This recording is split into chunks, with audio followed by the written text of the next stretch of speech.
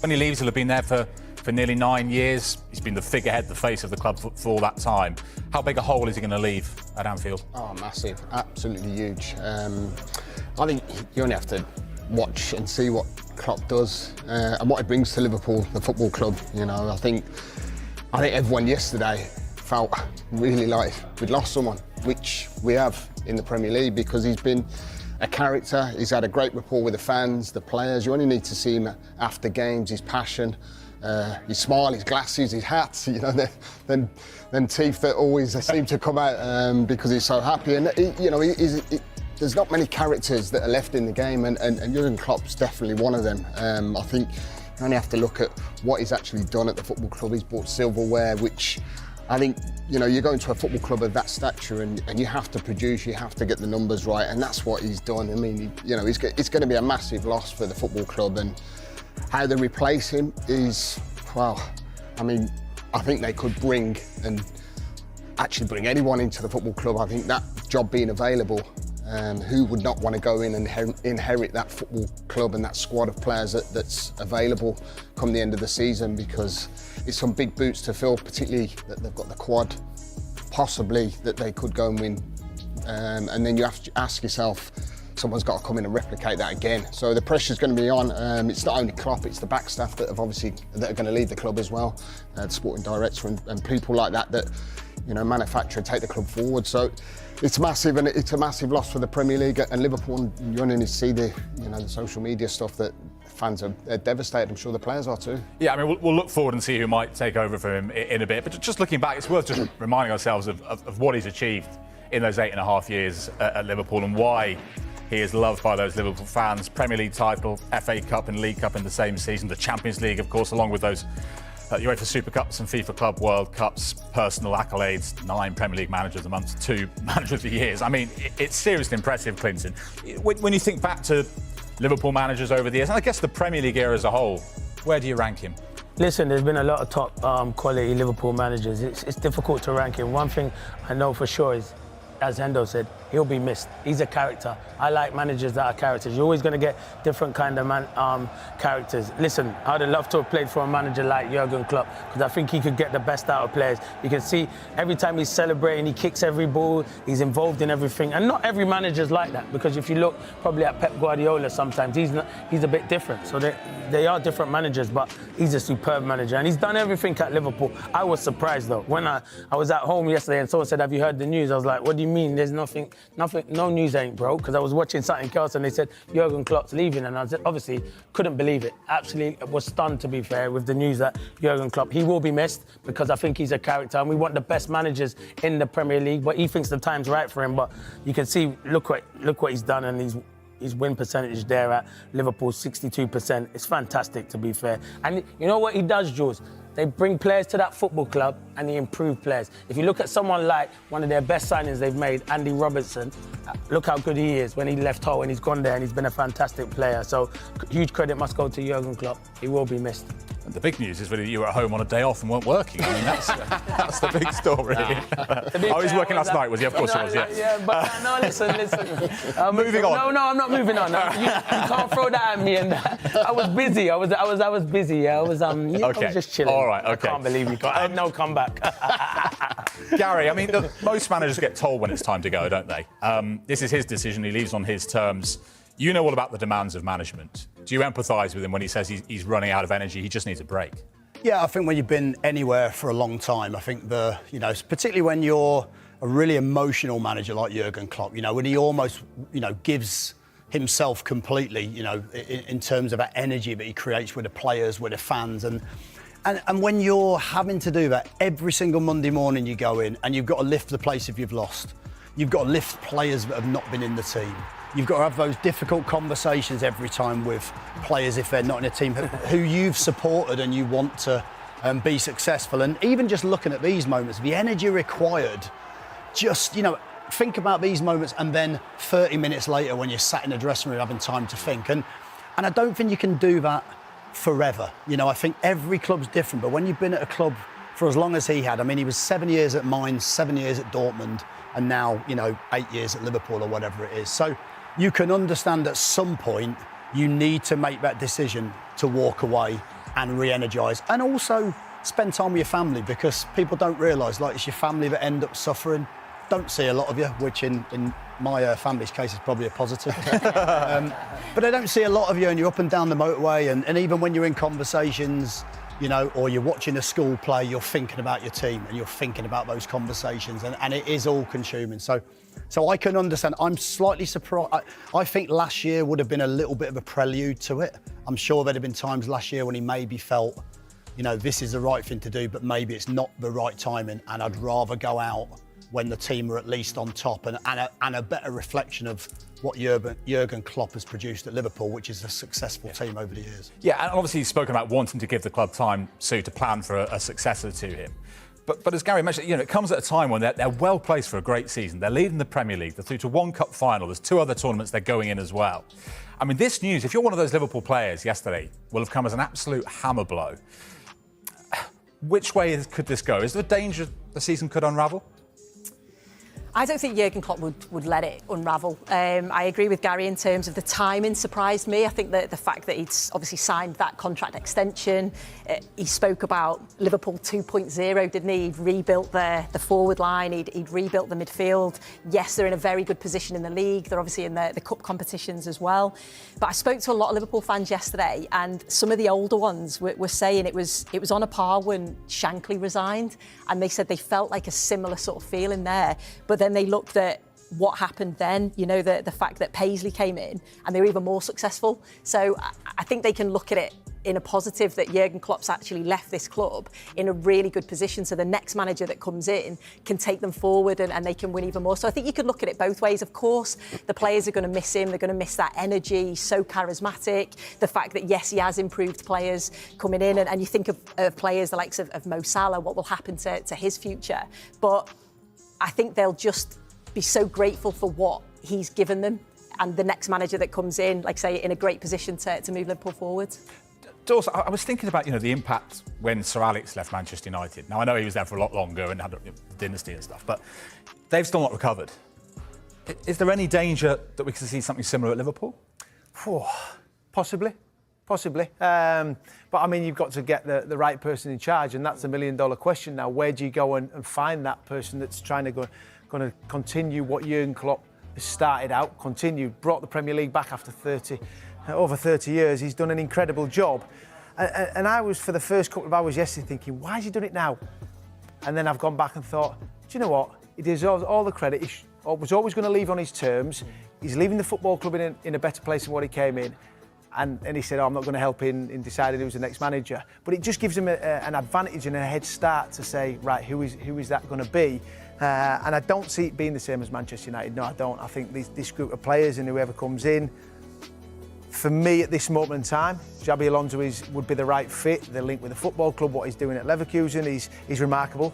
But in 3 months that might be different, 3 or 4 months, it could be completely different. Roberto De Zerbi, whoever gets that job is going into an unbelievable football club with all the history, and he's got the players there to try and carry on. Might change philosophy. Jurgen Klopp went to Liverpool and all attacking. Well, how is he going to carry on with this? And it took him that time. I love the way, I probably look back to when he's one who walked around the pitch at the end of the game. Managers never used to do that.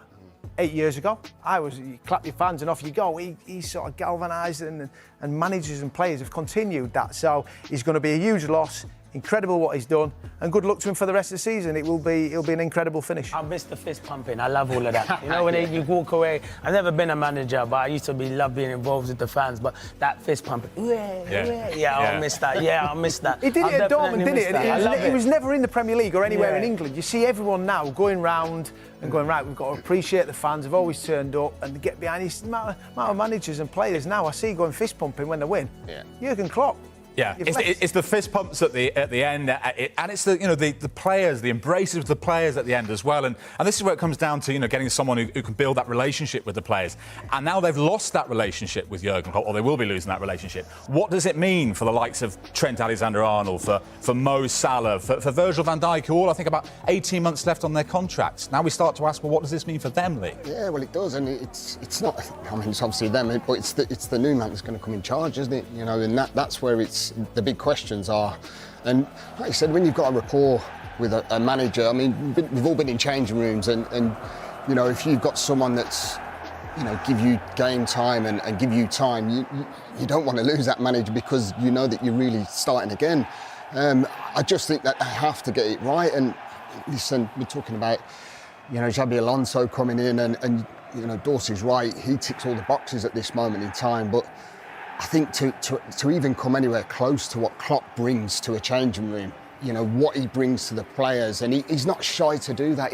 He's almost like one of the players, isn't he? And that's where I think the game's changed so much, is that Klopp is the 12th man in that changing room, and yes, that's his job to do and galvanise players, but he gets the best out of players, as Clinton says. You know what you say, sorry to interrupt, you know when foreign players come over and it takes a bit of time to adjust?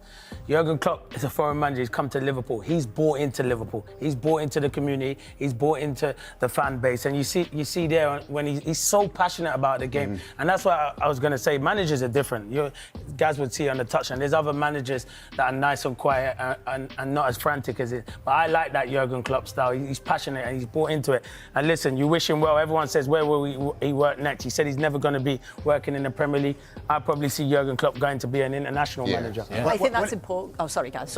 No, when he first came in, it was interesting, wasn't it? I remember back to that first press conference, if you remember, when he said, I'm going to bring rock and roll football to Liverpool. Yeah. And there's one thing for sure, nobody could say that he hasn't done that. You know, he's brought a rock and roll football and he's brought a rock and roll mentality and charisma to that place. And I think, you know, it's certainly going to be hard to do it, isn't it? Yeah, I just think he got it, didn't he? I think he had that connection with the fans, and the fans had that connection with him straight away as soon as he came in, like say from that first press conference, and the fact that he has bought into the community. You've heard so many people saying like letters that he's wrote to them, and you know he's just had those dealings with people within Liverpool. So I think that's what they'll miss as well. So not only the football and the success, but also the connection with them. So Sue's gutted, and she's an Everton fan. I know she is. I was just going to ask her that too. No, Sue, but I mean, you said that about, you know, him having that connection with the fans, and I mean that is deep connection, isn't it? Oh yeah. I mean, who comes in and does something similar to that? Is that going to disrupt what's in that change room? Is that going to disrupt the whole forte of what Liverpool's been about since Jurgen Klopp's been around? I think that's where it's difficult. I don't think someone can come in and try and replicate what Jurgen Klopp's done. I think they've got to come in and be themselves, and try and take the team forward maybe in a different way, because he's unique, isn't he? He's a one-off. So I think whoever comes in will have their own way of doing things. Yeah, and just before we move on to who it might be, just a final question on Klopp and what next for him, because Clinton mentioned international management there, Michael. Obviously, after the Euros, you often see, you know, changes and positions vacated. Maybe Germany, maybe England? Soccer Saturday, Gaz has done it. Who knows? I mean, look, it's clear it's a stressful job. I mean, look, there's only Gary who's managed on here, and you think every day, phone ringing, people to deal with. When you're a player, you've only got one person to look after yourself. How do I look after myself? How do I cross that wire? How do I put myself in the right preparation? It sounds like he's going to take a break. Well-earned break that he needs. But time will tell. Will he get itchy feet? Will he want to be straight back? You sidestepped the question, Michael. Klopp for England, yes or no? He don't know. I mean, it would be amazing for England. I mean, we've got a brilliant manager. I'm a big fan of Gareth Southgate. But if he decided to go. Someone will tell where we are. We're favourites, in my opinion, to go and win the Euros. If Gareth doesn't do that, he's going to come under scrutiny. One thing you get with Jurgen Klopp, and when you look at our English players we've got, we're attacking. And he plays free-flowing, attacking players. Of course he'd fit that bill. I think it's wrong of me to say, is he going to be the next England manager at this moment in time? You know what? But he needs time. I see that's where he's going to go. You know what? Listen, if you don't want him at England, we'll have him at the Republic of Ireland. That's for sure. So listen, we'll have him at the Republic of Ireland. We can move on now, Jules. You're listening, Jurgen. The job's yours. And I'm very aware that Gareth Southgate is still very much the England manager. Could go win the Euros this summer, who knows? Just looking forward then, final question about Liverpool then. Who should it be? Alonso seems to be, well, he's the bookmaker's favourite, seems to be the favourite of a lot of Liverpool fans with his connection to the club. There is, he's odds on. Then you've got Roberto De Zerbi. With Xabi Alonso, Lee, this is his first full season in management. He's doing an amazing job. The only unbeaten side in the top 5 divisions in Europe. But is taking over at Liverpool, is this too soon for him?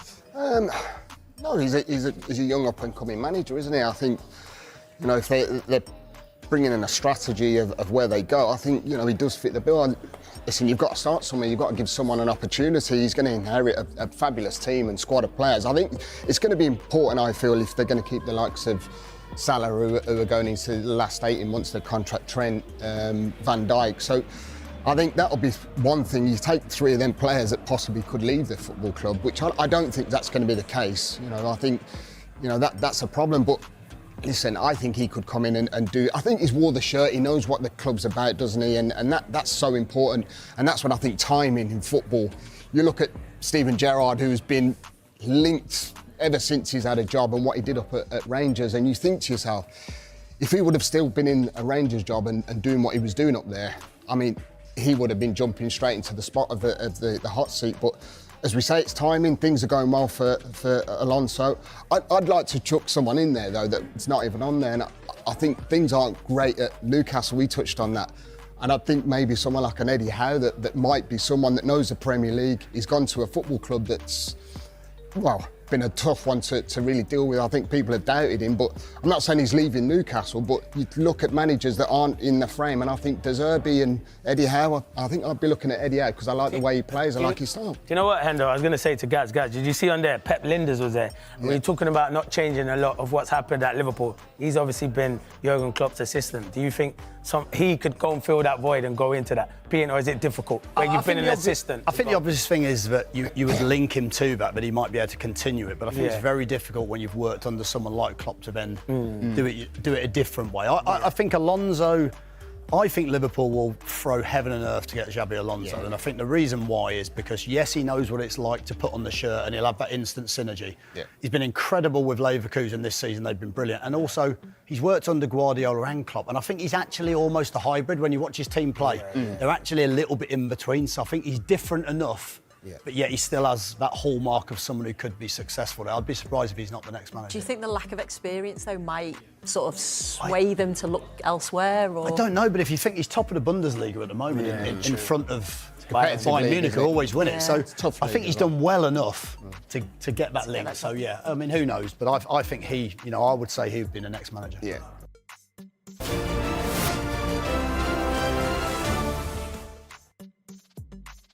¿Están disfrutando Spectrum TV?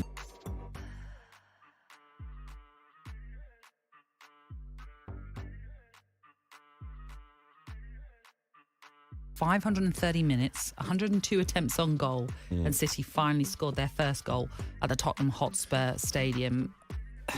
Obviously, I'm going to be honest here, I was slightly distracted by a show on BBC One that I'm sure a lot of people who were watching last night called The Traitors. So I was kind of keeping across it, but also very Oh, you traitor. I know, You are. I know. I was living up to the traitor's name. But I know you watched this intently. I did see the first half. City, did they deserve the victory? Well, they dominated. Look, all the usual things that City do. Keep the ball, move it around, press high.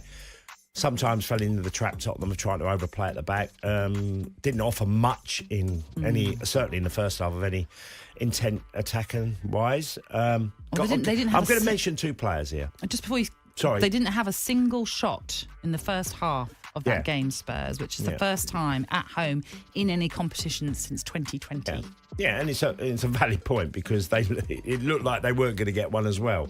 I just want to point out on two players. I'll start with Brennan Johnson. You've played, they obviously had a big move. He's 22 years old. He's still a young man. He's a Welsh international. He's, at times you can see his electric pace. Last night against Guardiola, he was never had any intent to take him on at all. He was always felt like he'd get it and just do the simple thing and not take him on any opportunity. And he's got one goal this season in 25 appearances. And I know he's been in and out the side and he's been sub. He's got one goal this season. And he doesn't look like he's embracing that Tottenham, £40-odd million buy that expect way more from him. Because they should, because he's got a lot of pace and he should be more direct. Timo Werner on the other side, honestly now, he was frightened of Kyle Walker. When you get up against Kyle Walker, you know what he is. He's incredibly strong and he's quick. And Timo Werner's quick. But he stood out on the left-hand side and was never, ever a threat. Richarlison had a hard job. He had both wingers either side of him offering nothing to him. Now, it was difficult. He didn't have a particularly good game, but then he had absolutely zero service in the game to make any impact. And inevitably, the goal was a scrappy one. Vicario makes a mistake and it could have been given as a foul. I didn't think it was. Well, I was going to ask you that because think it was. I did see Destiny Udogie afterwards saying he thought it was a foul. Now, he's going to say that. He's a Spurs player after all. But for you, not a foul? Well, they get overprotected way too often, goalkeepers, and it's about time it's been reversed a little bit because I think he's weak in the situation. And that's it. And you've conceded a bad goal. And City had enough, and I felt very comfortable for large periods of the game anyway. But Tottenham have got to be very careful because they do miss, when they're at their best, and they're quite direct and they make runs from all sorts of areas of the pitch. But you can't... Timo Werner actually looked like he was worse than what he was at Chelsea. And he's not even getting chances. At least at Chelsea, he got loads of chances and missed them. But in Tottenham, he doesn't even look like... It's his home debut last night. You think there's something. He looked frightened to death of Kyle Walker. Well, if you look at the stats, it certainly did point towards a Manchester City victory. They had 18 goal attempts in comparison to just the one for Tottenham in that game. And 5 of those, only 5 were on target, so I'm sure Pep Guardiola will be wondering why they weren't a little bit more clinical with some of their efforts, or at least tested perhaps Tottenham a little bit more, shall we say. But yes, disappointment for Ange Postecoglou then, with his Spurs side bowing out of the FA Cup. But they've got Premier League matters to concentrate on.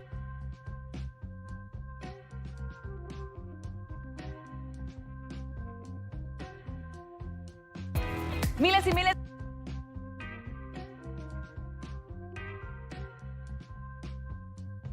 Saturday Social, brought to you by EA Sports FC with PlayStation 5.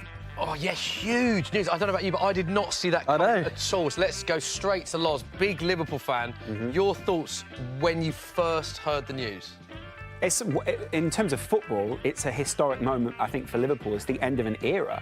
It's the end of us having our confidence reinstilled in the whole club and essentially being reminded of what we thought Liverpool were.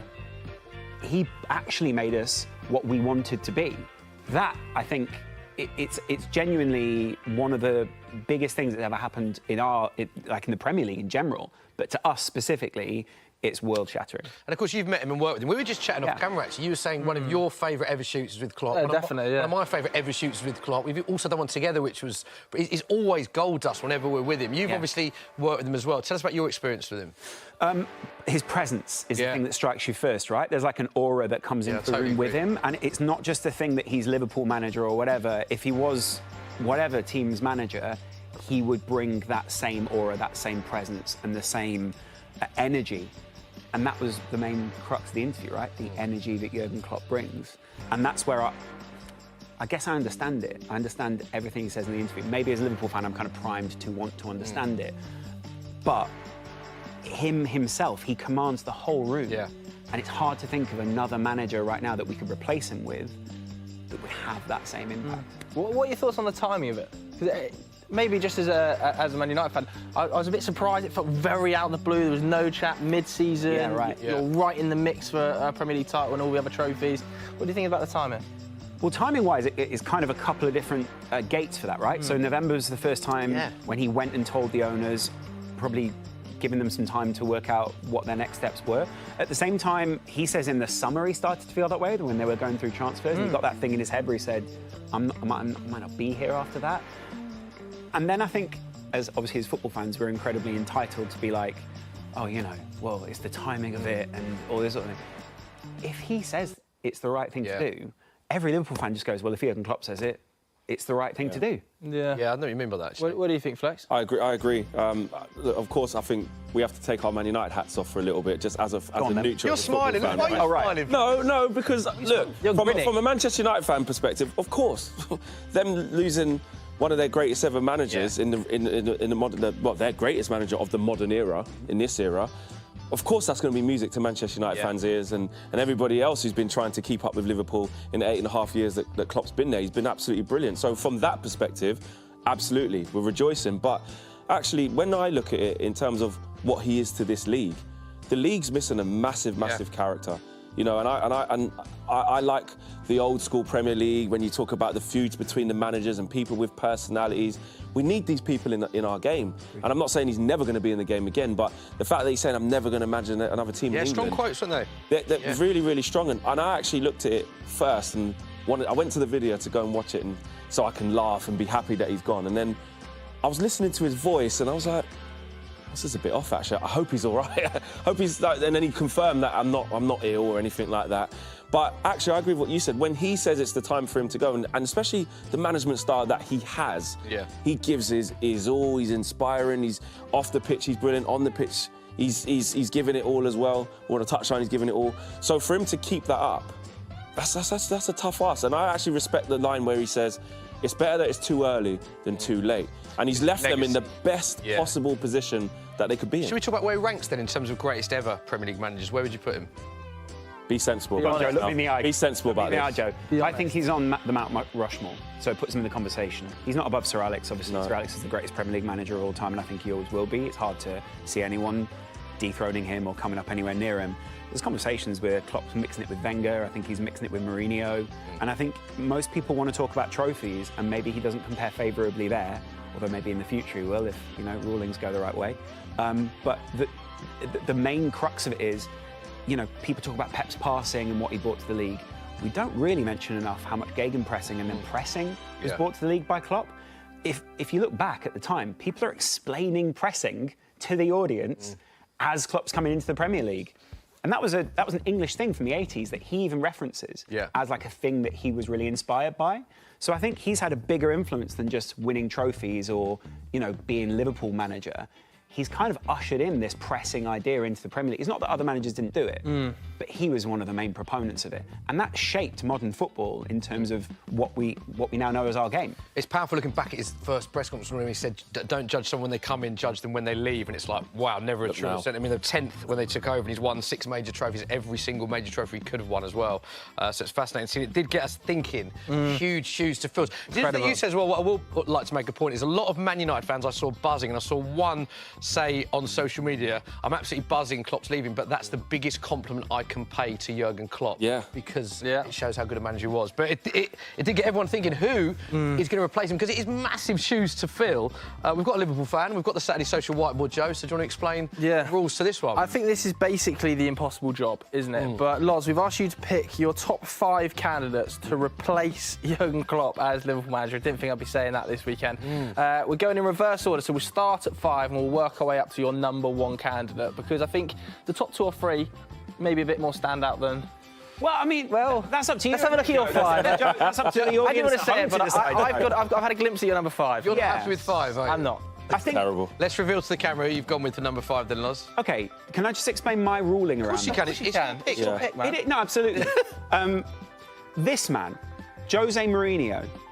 Now, you guys came to me and went top 5. I thought, really, there's like a top 3 or 4 and then some fun slots. Fun slot. That's not going to be fun. This is going to be a lot of fun. Jose Mourinho, years ago... It's fun for us. OK, all right, already it started sniping at our next manager. Can't help themselves, these United fans. No, but seriously, Jose Mourinho was at one point destined to manage Liverpool. There are quotes back in the day of him saying, I was meant to be doing it, and then something happened behind the scenes. Now, it was destiny that Klopp was to be Liverpool manager. But maybe this man's destiny is to lead us back. You do not believe Flex that. really wants to come in here. Go on, honestly, I have my manual, my post-Jose, you know, trauma manual. If you get him, I'll give it to you. You can have a read of it. He would ruin every single foundation that Klopp has put in to that Liverpool side. It'd be fun, wouldn't it? For us, yes. To watch it just capitulate. He just is not the right man in terms of the modern game now. And I actually got a lot of respect for Jose. Like, what he's done at Roma, I was happy to see. Talking about Mount Rushmore's Premier League managers, he would be on there. 100%. And I'm not you guys would be thrilled to have this guy right now. 2 6th-place finishes in Serie A back-to-back. And I tell you what, but that's what I'm saying. That's what you're going to become if you bring him in. Front foot attacking football, exciting. Jose Mourinho at Liverpool, please. I want that to be number 1. Well, stick it on it. It is your pick. Can I put it up there? Yeah. Stick it. As I say, it's your pick, and Flex will be critiquing them. So you're not having number 5. Should we move on? Will you have number 4? Number 4. I think this is someone that Joe and I probably agree on. I really like Julian Nagelsmann. Maybe it's just... Instant it shout. feels like that opinion, though, has waned a little bit after his sacking at Bayern Munich and kind of joining the German national team. I feel like the reputation of Nagelsmann has actually taken a bit of a hit there. Pre-Bayern Munich, though, his reputation, he was one of the most touted managers He's only 36. in the world. He's only 36 now. Obviously, he's the German national team manager. But interestingly, contract only until after the Euros. So what would you make of that, Flex? Yeah, I could see that. I could see that. It wouldn't be... I don't even like saying this. It wouldn't be my first pick. Sure. Well, that's my 4th. I hope. Mate, so we agree on that. I hope. No, I'm saying me as a United fan saying wouldn't be my first pick. Like, I don't really care. I hope they get the appointment wrong.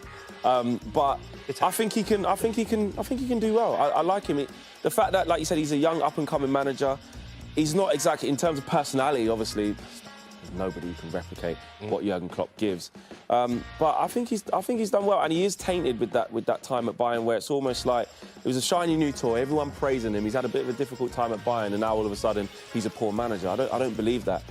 So I think there's some good bits about him. Yeah, I can see why you got him on your list. Football's all about consciousness for me, and if you're out of the consciousness, then people tend to forget what is good about you and what was maybe negative about you. I think there's a lot of good around him, and some institutions in Europe have got a tendency to not allow you to be yourself. Bayern Munich, brilliant club, but you have to be the Bayern way. What Liverpool have sort of done under Klopp is become a bit more malleable. There is an openness now to, well, you know, who can you be? Who could you make us into? Who can you revive from a past manager? I think he's young, he's audacious, he plays the kind of football that we want to play, and there's a consistency to like that idea of manager. So I don't mind that. And I think also we'll get him fairly cheap because, you know, be there. And also, who goes the other way? We'll trade you. Klopp for this guy. You can have Klopp and we'll take this. Klopp to the German national team. Yeah. I don't think that's a dreadful shout, actually. I don't think he will be the person that replaces Klopp. Yeah, but I think him on. I do think, like, as well, that the Nagelsmann stuff at Bayern is, you know, maybe a little bit overplayed. Do you know what I mean? Yeah, like, it's really hard to succeed at Bayern. You have to be almost perfect, and it's not as if Thomas Tuchel's come in and just blown what Nagelsmann was doing out of the water either. So I don't. Wasn't that long either as well? I know what you mean about the narrative there. Now we get into the interesting part, the top three. Well, no, this was still interesting. This was fascinating. It was very interesting. I'll be watching it back later many times on all the platforms you can catch us on. But who's your number three, mate? Yeah, look, there he is, Thomas Frank. Thomas Frank, okay. Yeah.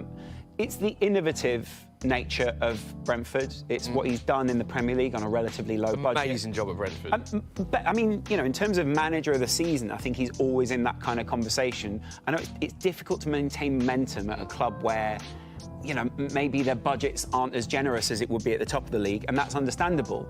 But the football that he plays, the way that he matches up with some of the other managers, and the way that the players love him, he ticks all those boxes. And if you give him the war chest or whatever you want to call it, you just wonder what could he be. And he has that charisma and personality, again, that, I don't know, we might You see similar personality traits with Klopp and Thomas Frank? Yeah, I mean, obviously Klopp is everything's turned up to 100, so, you know, it's hard to compare. But this man, I think, has been so consistent in the league. There's an argument, there's almost a Brendan Rodgers-y type vibe where he's on ascending. And Liverpool could pick him up at a similar time that we did with Rodgers. We had a pretty good run with Rodgers. I think a lot of people forget the run we had with him. I wouldn't mind that. Flex, what's your thoughts? Yeah, that's a really interesting one, actually. I think because he has a lot of characteristics on an interpersonal level, like the way he would be able to interact with the players, the relationship he could strike up with the fans, because he's quite a warm person. He's a very liked and respected manager, I feel, from not just the internal fan base, but actually from other fan bases. Everybody likes him, which is weird, because as soon as he goes to Liverpool, that won't be the case. But as soon as anyone goes to Liverpool, it won't be the case. But giving him the different tools, different resources, I feel like it'll be a bit too big for him, though. Cognitive dissonance. I do. He doesn't like it, and so he can't evaluate it in a fair way. No, I feel like that's too much of a step up. What we should do, Joe, is because Flex is critiquing, when we get to the nitty-gritty now, we should get his thoughts as well as to who he'd have. I'd like... United? No, in your top three. Oh, right. Top three, so get thinking... I would have swapped those two. Would you? Really? Yeah, I would have had Nagelsmann above Thomas Frank. It's hard when you've not proven yourself in the Premier League and then someone else has. That's the only reason I put Frank up there, I guess. Because, you know, a lot of people say when you take a transfer from Bundesliga or the Championship, the equivalency between the two, very similar. Championship players coming to the Premier League do pretty well in the same way as Bundesliga players. Same logic with the managers. Okay, let's have a look. This one... At your number two. I've got some good friends at this club, and so I wouldn't want to upset them, but that guy. He's on the way up. Not sure about the way he dresses, but... Is that an important factor for you? Very. He's got the tracksuit on, isn't he? He's got a bit... Sometimes he mixes it up in the wrong way. You need to look good on the touchline, and I feel like Klopp's always nailed that. The wardrobe's always been on point. Yeah. He's club shop as well, Klopp, isn't it? He's just got the Liverpool hat. Do you remember the first press conference, though? Very sharp suit. Yeah. Very sharp. What about his football, though? Let's go back to the football. What's a coach? Social, mate. I'll say the way that Brighton played.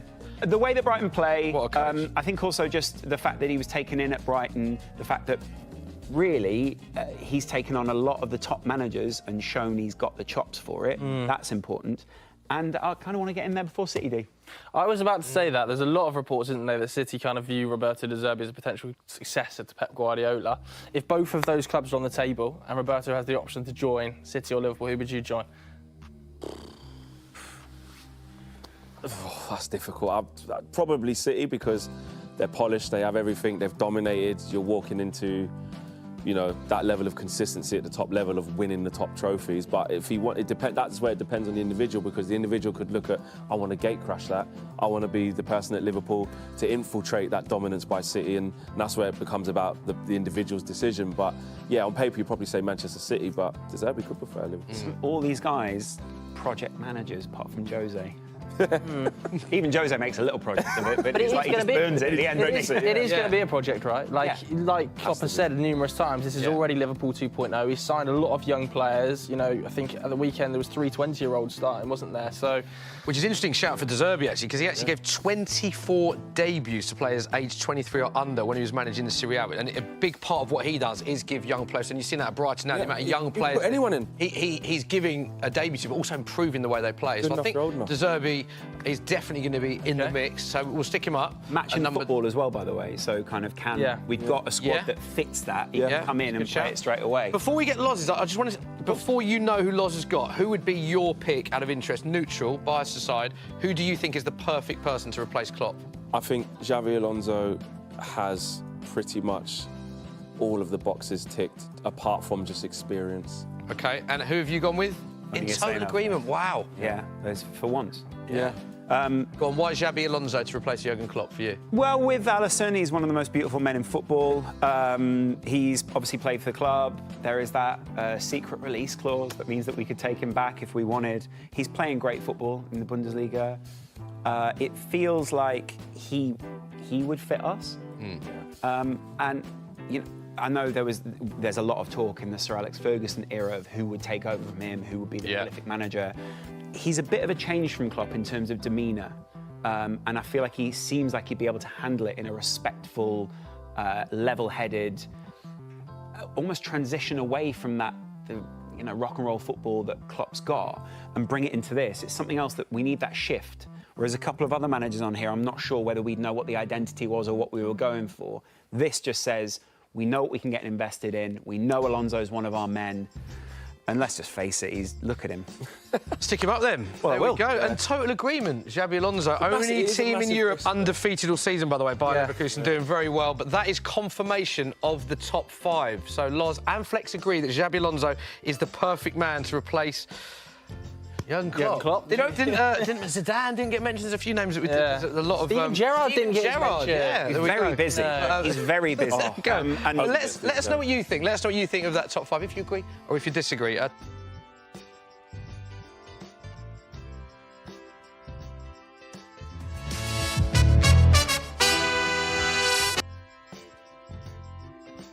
Hello and welcome to the Rest is Football with Alan Shearer, Micah Richards and me, Gary Lineker. Micah, you've got your clothes back on after the end of the last episode.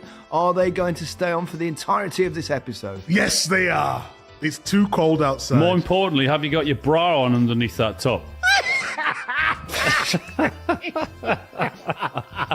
Now, Alan. There's no need for that. I am actually kind of sick of the sight of you this week. We actually filmed and recorded 10 episodes of the Match of the Day Top 10 podcasts, and we did it over 2 days. So we've been together a lot. We're separate today, but I can still see you. And we're together on Sunday. Oh my word! Yeah, for Newport versus Manchester United in the FA Cup. Yeah, bit of BBC One. We're kind of busy. Yeah. I might need a restraining order at some point. Before you move on, what about the splendid lunch that you cooked us on 2 occasions? One on Tuesday and one on Wednesday. Oh no, was it Monday and Tuesday? I'm getting my Monday days. and Tuesday. Time flies. It flies, doesn't it? Very nice. Very, very nice. Well, that's very kind of you to say that. Very marvellous. Absolutely outstanding, Gary. Thank you very much. High praise. Right, on today's episode.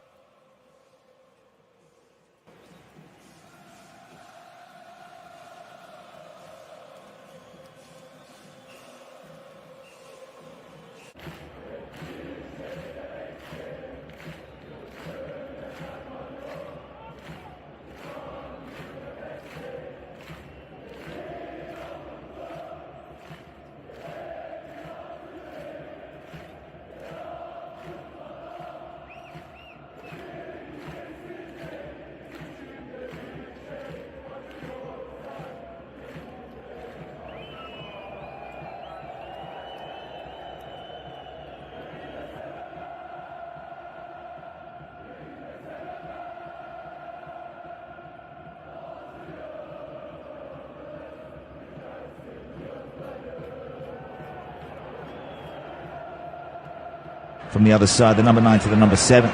Peter Chalarile out forward with Chiuza. So they're in the blue strip of the white shorts. We're underway with Angola kicking off, going from left to right in the first half. And it's already back in their back line. They're playing 4-3-3. Neblu in goal. In front of him, Buatu and Gaspar. 2 changes overall on the side with Kenito going out. Tocanero on the left side. Eddie Afonso on the right side. It's currently with Freddie in the midfield, their captain Show, and Estrella join him in that 3-man midfield. Gilberto with Gelson Dalla on the flanks up forward, and the focal point will be Mabalulu, who plays with Al-Ittihad Alexandra. 29 goals in his last 2 seasons and 6 more this term, and he's got a first touch on the ball as they're about 40 yards out. They'll spread it out to the right side. Joining it is Afonso. That's the overlapping run. He allows a cross to come in. It's a decent one. Is Namibia to get out off the back line with Chiueza winning a free kick. It was brought down by Freddie. It's all about Gilberto on that right side with Afonso and Estrella for Angola. It's so devastating to have a run of 8 games undefeated, 5 of those in competitive matches. They've come in after beating Burkina Faso 2-0. Namibia coming forward now, giving away a free kick of their own by bringing down Estrella, who plays with Erzurumspor in Turkey. 28-year-olds, 3 years there now, 14 games this season. And he's an ex-Vadzim player. So in the first 2 minutes at 0-0 in the round of 16. Knockout clash. So all the trimmings is drawn at the end of this match as they come in from the left side. Angola, Namibia can't navigate their way out of danger right now and continue to hold the ball with Gelson Dalla. They'll try again with another cross from the left. It's low and it's telegraphed. Namibia with 5 defenders on the right side of their box are able to get it forward, and now it's Chiueza who can spread play. That was a brilliant delivery down the left side, and Namibia still have it with Dion Hotso from the Orlando Pirates joining in. He crosses in and it's taken well, and it's a good counter-attack. Namibia showing us what they've got, but out came Neblu off his line. He plays in the Angolan League with Primero de Agosto, 30 years old. Colin Benjamin is the Namibia coach, 45-year-old, was a defender with Hamburg, born in South Africa. It was a Namibia international. He's been at the helm as a coach into his 17th game now as a coach. Won 5, drawn 6, lost 5, 31.25% winning average. 32 games for his country as Namibia gets some passes together in the centre circle. Forward comes Gaspar. He'll slow it down. Now it's Afonso over to Buatu. Now to Tocanero. Tight spaces on that left side. They've given it away. Namibia just smash it forward. It'll be cleaned up though. It's a ball dispute, but off his line comes Buatu. Didn't go over to the touchline.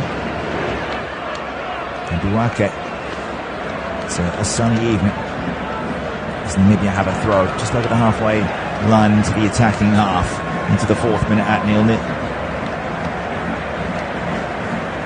Stats you can follow on the flash score up on the website. No attempts on goal so far, 78% of the ball with Angola, who technically are the home side, playing in the red and black. This is a battle with the winner to play Nigeria and Cameroon. Angola and Namibia, bordering nations. Going through some of the geographies. Namibia streaming forward, bombing down that left side is Hanamu, who plays his football in South Africa. With Amazulu, 28 years old, 16 appearances, 1 assist this term. And you see if he can link up with Hotto, that would be the most dangerous situation for Angola. And that'll be Afonso and Gaspar on the right side of the Angolan defence that have to just mark up. Marshalling that defence is Kilonda and Gaspar. As with Estrella de Amadora. high clearance. Namibia will pick it up in the centre circle. And it's in a tussle. They can get away from the man. That's Katua. Conscientious work to try and get away from Estrella. Wins a free kick. Namibia can reset here. They go back into their own half. Looking good as the game goes on into the 6th minute. They've starting to get a footing. We've seen most of the play come down the left side for both sides. Angola looking a little bit more dangerous, but we have seen Hoto forward for Namibia. 1 goal and 2 assists in his club season with Orlando Pirates. Down the left again. It's Hanamu. Hoto working that space. Having the touchline. It's Hanamu. Goes to the ball. He's into the box now. This is lovely work. Namibia coming forward. Looking perilous when they can. Hanamu just took his eye off it and overcame Gaspar. And it was brought to ground. He was caught by Hanamu. And referee Beida today is in charge. He saw that and blew the whistle quite quickly. Well done by Gaspar to get his touch in between the legs of Hanamu and taken away outside the box, and then in frustration the Namibian left back just catching the back leg. 7th minute, 0-0 Angola Namibia. Namibia coming in 3rd place in a Group E. So 1 win, 1 draw, 1 loss. They won the first game, interestingly, against Tunisia. Then they got walloped against South Africa. So they scored 1, conceded 4 in that 4-0 loss, and then drew 0-0 to just scrape through. It's all about baby steps in these kind of tournaments and building a footballing tradition as Angola have a free kick into the attacking half, swept across to the left from the show free kick. Central midfielder plays in Israel with Maccabi Haifa from Lido Goretz and Boavista man. So plenty of talent between these two sides. Unlikely candidates to win Afcon, but still, the winner of Nigeria and Cameroon will have to front up and be on their best behaviour. Back to the keeper. It's Neblu for Angola. Namibia keeping their shape quite well. They're named with a 4-4-2 by coach Colin Benjamin up against Pedro Goncalves. It's a long ball in the direction of Afonso, the right back pushing up. He feeds it through again. Across comes Hal Congo. Long clearance, stays in play. Up is Gaspar, once again asserting his authority. And Angola, they kept it in midfield, but they've given away a free kick. There was a 3-on-1 with Angola. And still, it was wonderful work from Aprocius Petrus. Damon Hoto would be one of those really, really dangerous players. And link up with his captain, Peter Shalulile. Could be on the end of a positive result for Namibia to get through to the quarterfinals. The Brave Warriors, it's their nickname. They've looked pretty courageous so far. Long ball over to the right wing. It's a diagonal ball, and over comes some good physicality from Tocaneiro to see off Museu. Plays with the Black Leopards, also in South Africa. For Angola, they've got 3 of their starting 11 with only club football with Petro Atletico. The host nation, Angola, the more native nation, I guess, goes unsaid. Back in their back line, it's Namibia playing in the blue. Pirouette turn by the defender Hal Congo. Feeds it out to the left side, where they've got some numbers now. A 3-on-2 if they can work it. They go inside, and then a ball out to the corner flag will be kept in by Hanamu. Really nice ball in. Neblu comes, grabs it with 2 hands. That was spectacular. The cross and the goalkeeping. Wonderful all round. Tocaneiro gets the early throw. He's been hounded though by Museu. Clears it long. Lulu is flagged here for offside. He's up into the left half space now. Feeds the cross to the back post. It floats over the head of Giliberto. We'll try and cross him from the right. Namibia will clean up things. We'll try and launch once more as a 2-on-1, a foot race with Museu there in Chiueza. He's with Leria, 4 goals and 4 appearances, but Shalulile by far is the danger man. 4 goals and 2 assists for the Mamelodi Sundowns. 4 years there, 30 years of age. 10 minutes just ticking over. And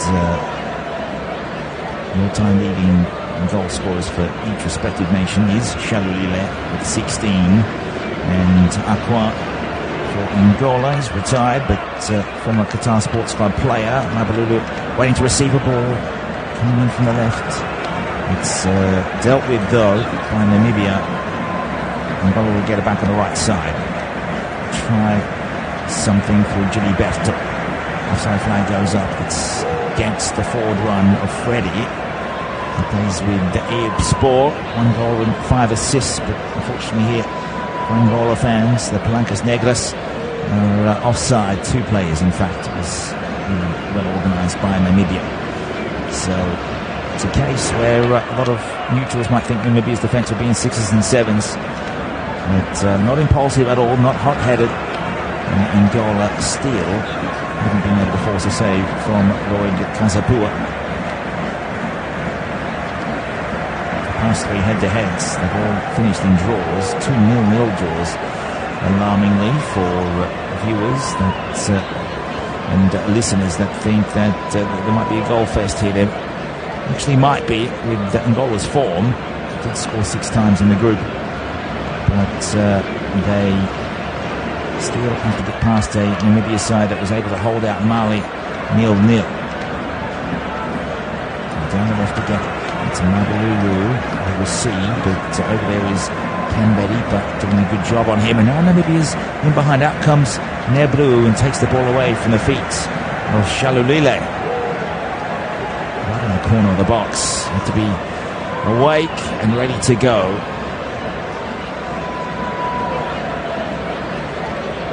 Just a decent ball down the right side into that channel. Shalulile was onside. He had Gaspar trailing him. Now came Neblu on the left side of the box. And it is Angola going from left to right the first half. The knockout rounds have commenced. And what a mouth-watering clash we've got later on with Nigeria and Cameroon. The likes of Ozima up against Anguissa. What a match for Cameroon to get through. We'll go into that a little later. Mabalulu is a heavy touch. We'll see the ball behind the goal line harmlessly. Kazapua.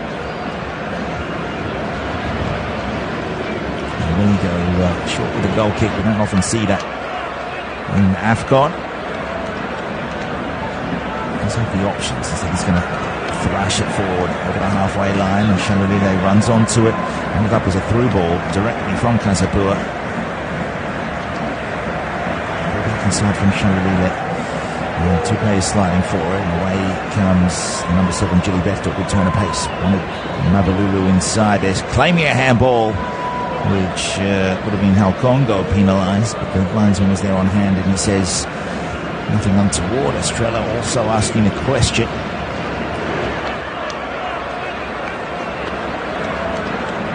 So 14 minutes into this one, 0-0. Do have some other action happening for you in the FA Cup today. From Newcastle coming your way 7 p.m. GMT if you're listening. Big boil over today with Maidstone beating Ipswich 2-1. And also Brighton thrashing Sheffield United 5-2. Referee's asking Anamub to come over, and he's taking his yellow card out. He's writing his name on the back of it. And what's this for? I think he's going to penalise Namibia here, 15th minute. It's Libeni Haukongo. It's been penalised for the handball. So Angola will set up from the right side with a set piece. Who's going to steer this one in? It might be Freddie. Mabalulu awaits with Gilberto and Gerson Dala. This is about 22 yards back from the goal line, just on the edge of the 18-yard box on the right side. It's going to be right-footed delivery. It's going to swing away from the goalkeeper.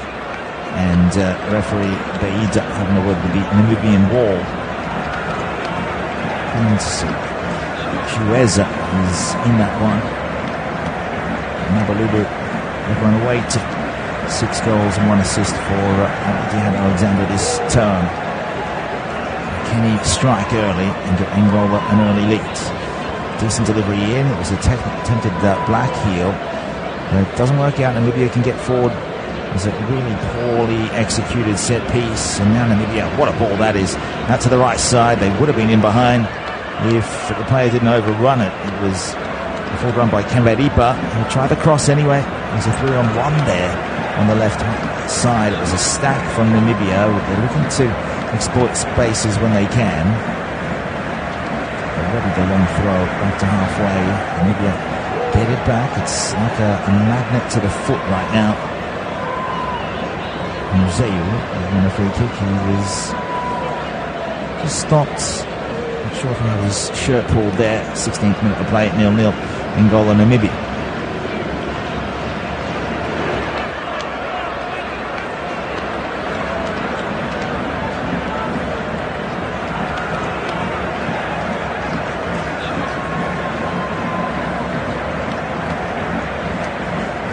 Neblu is being spoken to. What's this about? Is red carded for that challenge. This is a shocking decision there. We'll have to see the replay and what's going on. And Neblu's been shown the red card for that as Namibia were coming forward. Was there an offside? We're saying he's handballed it outside the area. And to be honest, I think the referee's got that one right.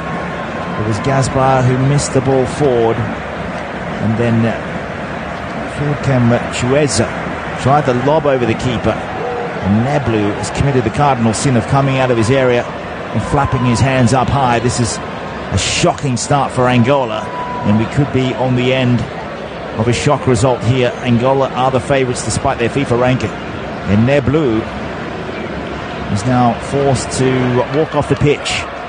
Namibia will have a free kick on the edge of the box. It's not going to plan for coach Pedro Goncalves. Neblu has a white towel around his neck and they're waving the white flag. It's a shocking decision by the goalkeeper. So now it's a yellow card for Congo, then a red card for Neblu. And Angola have gone from favourites to extreme underdogs now, the Palancas Negras, which translates to Black Sable Antelopes. They are in the line of the Brave Warriors now, about to run over them. Perhaps. Let's see if they can hold out. It's going to be a big defensive effort from Gaspar and Buatu, who are incredulous to this and what their goalkeeper's done. So Neblu, who wears the number 22, makes way. They're going to have to take off a field player to make this change. Dominique is coming in wearing the number 1. And off. Looks as though Estrella is the man to come off. Or is he? It's Pedro Goncalves going to plan here. Estrella plays with Elton Spore. Would be one of their better midfield players. He's the man to come off. So well done to him. Didn't lose his head in that decision from his coach, Goncalves. Estrella comes out as the keeper comes on for him, Dominique.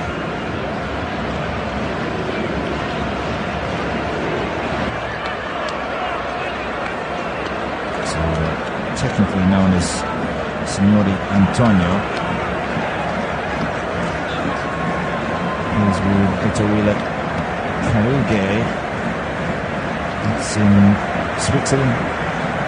Euroleague football, obviously. You can see in the standings only one on top in their division. And it looks to be the 3rd division in Switzerland.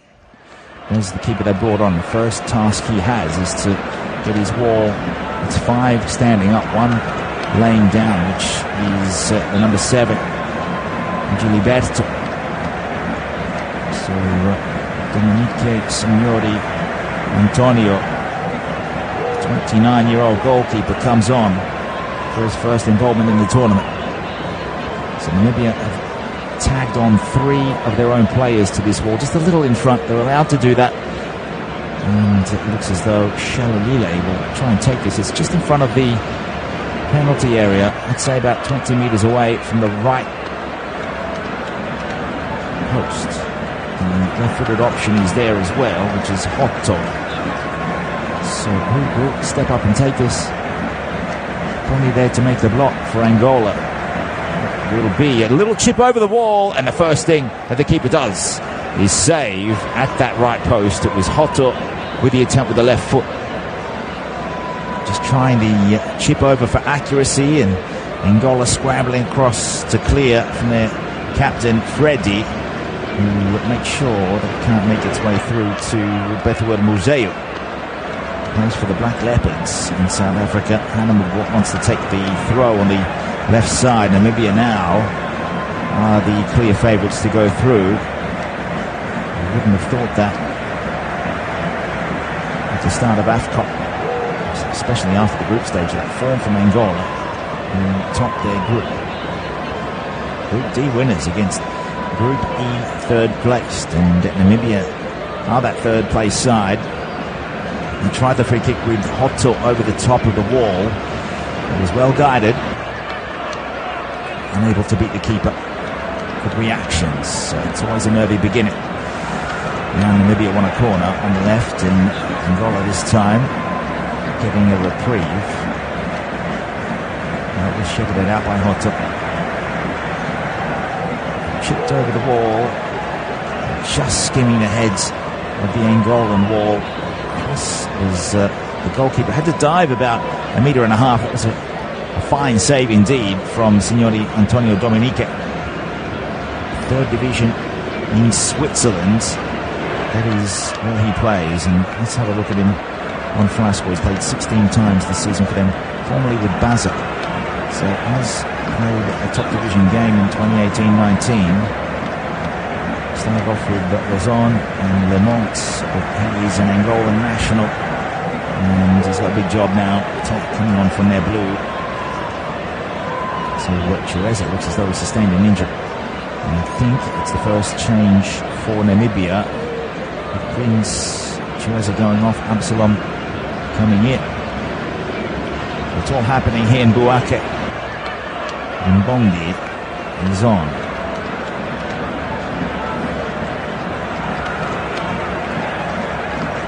32-year-old Ford plays with Thomas Nampole.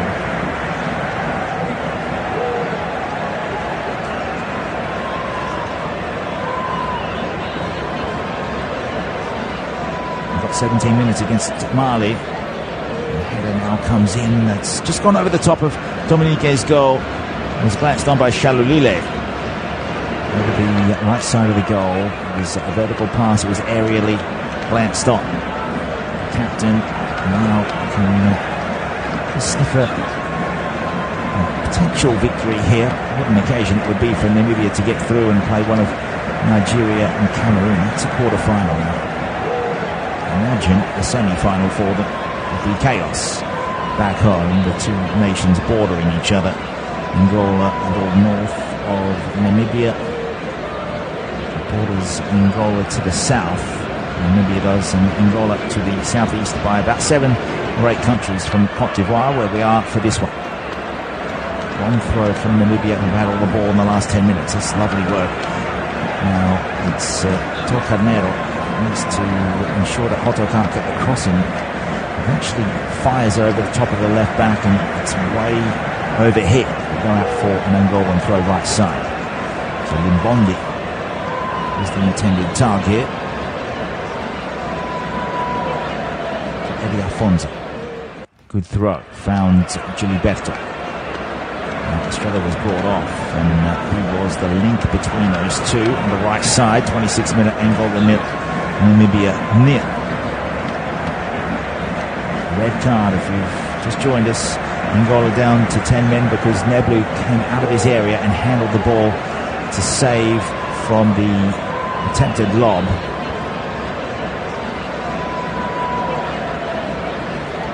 Now Angola finding a bit of space on the left side.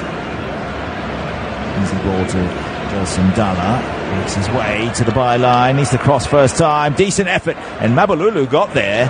And it's a decent piece of defending from Hao Congo. I think he's taken a touch off the Namibian defender. And that went to, if you're looking at Kazapua's goal, coming from the left side. They are going left to right, Angola. And lovely ball in to the feet. It zipped across the ground. Across came Congo just to put a bit of pressure on Mabalulu. Scored the equaliser in that first game. Coming through the results for each side. So you can click on head-to-heads between these two and this particular game file and see Angola got that 1-1 draw with Algeria. That was Mabalulu's penalty. And they got the 3-2 win against Mauritania. Gelson Dalla with a double there and Gilberto with the other. So all the forwards getting in the action for Angola in this tournament. And they're going to have to put out something magical to get past Namibia now. Mabalulu scoring against Burkina Faso for 1-0 Zenit with the second goal. And Angola in their back third right now. And spread it out to the right back, which is Afonso. Hugo Now again, no link up there. Mabalulu isolated. An easy header for Hao Congo. He plays with Cape Town Spurs. 7 appearances in a goal this term. And Namibia working a couple of passes in the middle of the pitch. The intended chip down the right channel was blocked. Angola can now put the ball forward diagonally out to the number 7, Gilberto. His ball, I think he was expecting Estrella there, but he's being brought out of the game to make way for the extra goalkeeper to come on. Kazapua getting a rare touch. And Hannibal. A really good first few minutes. Namibian left back. There's Amadzulu. Namibia scored only once at Afcon 2023. But it is 0-0, 29th minute, and they are in a very advantageous situation where they have 11 against 10. So coming into this tournament, Namibia will be 1-0 win. It's boil over Tunisia. Hotto with the 88th minute goal. And it was Museo. Fabulous ball to the head. It was all alone. Hotto right in front of the goalkeeper.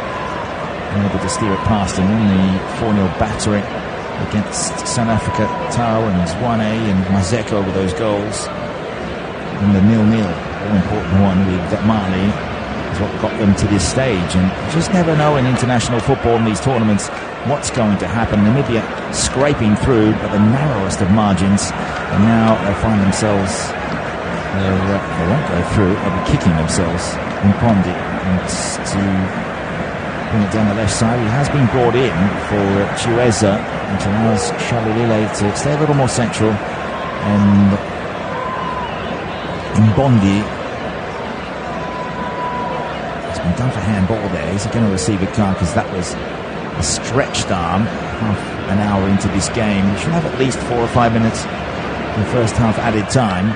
That's Gaspar with a long free kick down the ground, and Namibia through Hannibal have given away a very cheap corner kick. It'll come in from the right side for Angola. He's just headed that behind his line. So Chiesa with the ice on the ankles. Namibia do get through to play one of Nigeria or Cameroon. Will he feature? I don't think they'll care as long as they get there. And then worry about that later. And for now they have to defend a corner where Mabalulu once more, the 34-year-old, will be the target for Freddie's corner. A good piece of defending that came through from Shalulile. Captain doing a fine job. And Tokamero. And launch it long to the edge of the box again. It's gone over the heads of Show. And again, it's a simple clearance in about 50 metres, but it's Route 1 stuff from Namibia to get out of trouble. And they'll have a throw in their own half on the right side. A very glum-looking Angolan coach, Gonçalves, with a played professional football, has been a coach since the late 90s. He's only 47, which means he got into it very young, around the age of 20. It's a cooling break now, and I think that's exactly what he needs for himself. He's in such a strong position to bring Angola through to the quarters in the form that they've been in.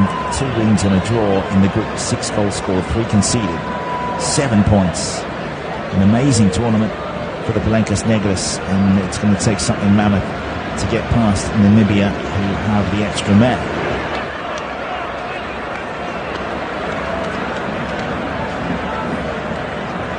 Just having a look through Namibia's Cup of Nations record. They made the group stage back in '98. Before that they couldn't qualify, or they were part of South Africa. So then they won't qualify again for 10 years. The group stage they got to in 2008 and again in 2019. And here once more qualified for the 4th time. As for Angola, they've been through a few times. They used to be part of Portugal, of course. First qualified in '96. In '98 they got through. And just counting, it's about the 9th time that they've participated. Now, they have been to the quarterfinals before, back in 2010 when they hosted it. But every other time, except for 2008, they have not made it past the group stage. But they are here. Round of 16 football. We're about to get back into it. Cooling break is over. 117th ranked Angola, FIFA ranking that is, against 115th ranked Namibia with an extra man. If you just joined us, Neblu, the Angola goalkeeper, was sent off in the 17th minute. Just looking at the match summary, it is the 17th minute, and then it was Dominique who came on for him, so they had to make a substitution with an outfield player in Estrella coming off for the reserve goalkeeper who plays in the 3rd division of Switzerland. Hanamub now back to Hao Congo, who plays with Cape Town Spurs, across to Amutenya, who plays in Botswana, has club football with Gaborone United, 27-year-old defender. The diagonal ball coming forward, about 30 yards away down the right side. Goes back in for Petrius, across for Katua, plays with Unam, trying to thread it through, incisive ball, but it was picked off, and Gilberto can make his way down, the Petro Atletico man, but he's outnumbered, but fouled. Frustrations coming from Katua, who took him down. One of the younger players in his side, if not the youngest at 22, was Chuedza, who's 21. He's since been brought off. He came off for Limbondi in the 23rd minute. Into the 35th now. It's a glorious ball down the right side. It's again Gilberto. Conscientious work up against 2. Had nowhere to go but wins the throw.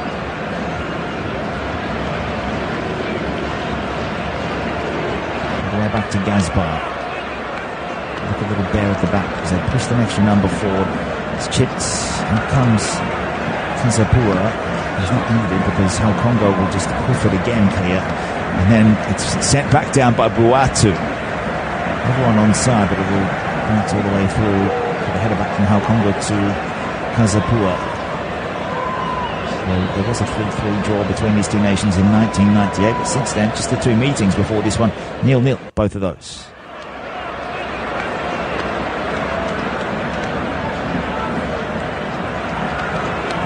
Players for these nations, Denzel Hauzeb for Namibia, 82 caps, and 91 for Angola for Flavio. Aqua, their leading goal scorer, Angola in the 39, former Qatar Sports Club player, 44 goals and 72 appearances there. He shows what he's capable of, and they are missing a striker that impact off the bench that he could bring. To the left now as Namibia come forward. They'll try a low flat ball from the left side. It's Hotter. Good defending. Hands behind the back. And Angola can clear up to halfway. Now it's Katua. Now comes Kazapua. Wastes no time. He had Mabalulu hounding him, stalking him almost. 37th minute, 0-0 Angola. 10-man Angola up against Namibia. Now Petrus. Good ball for Shalulile, his captain. Now, did he get the final touch? Gaspar's saying that it's an Angolan goal kick.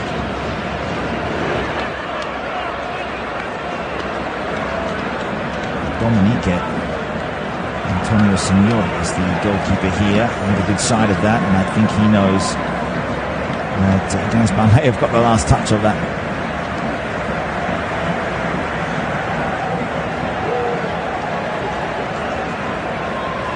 So this should come in from the right side. And over goes Absalom Limbondi, the substitute that came in for Chiuedza. It's going to be a right-footed delivery from the right side, going from right to left in the first half. Namibia looking for the opening goal in Buake. They drifted it to the penalty spot.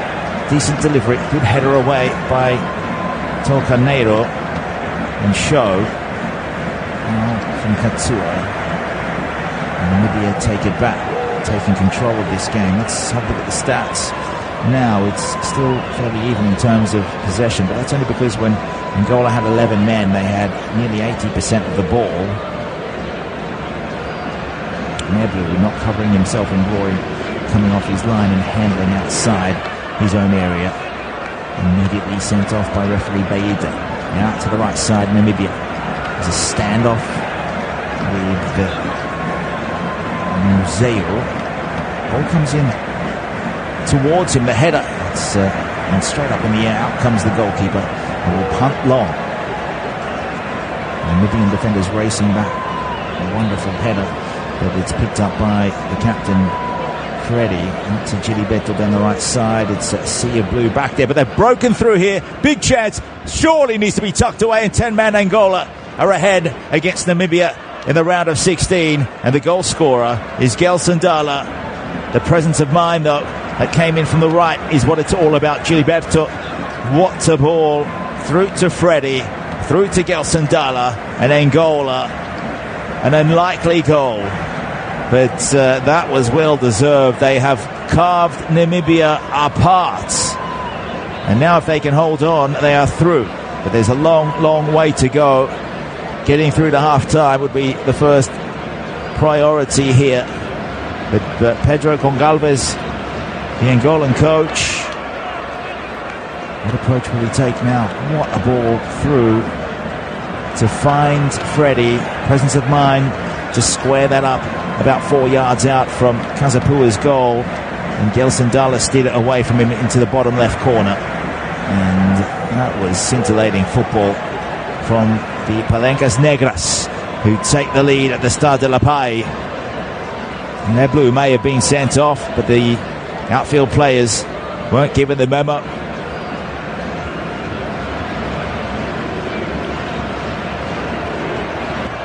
How about that one, Angola fans?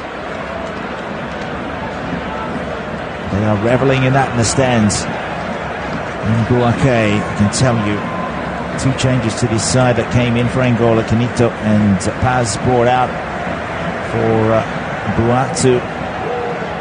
Estrella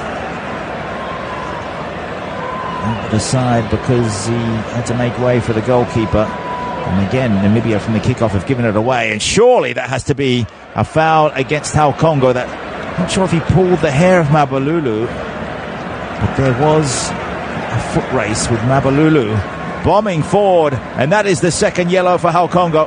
And now Namibia are reduced to 10 men in the 40th minute. And it has all unravelled for the Brave Warriors.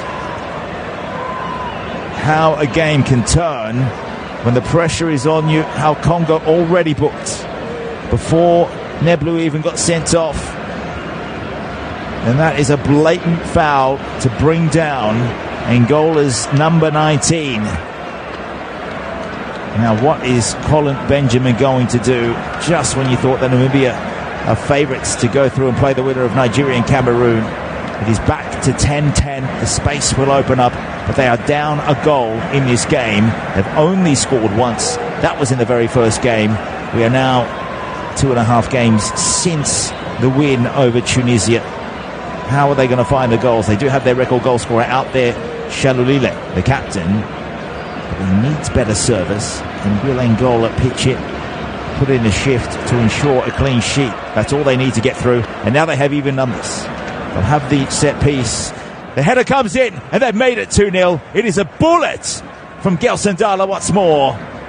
And just like that, it is Namibia trailing 2-0 just before the break. What a delivery that was.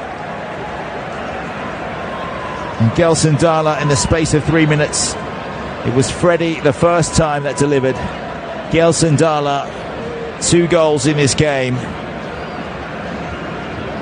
Also scored in his last club out team before coming to Afcon.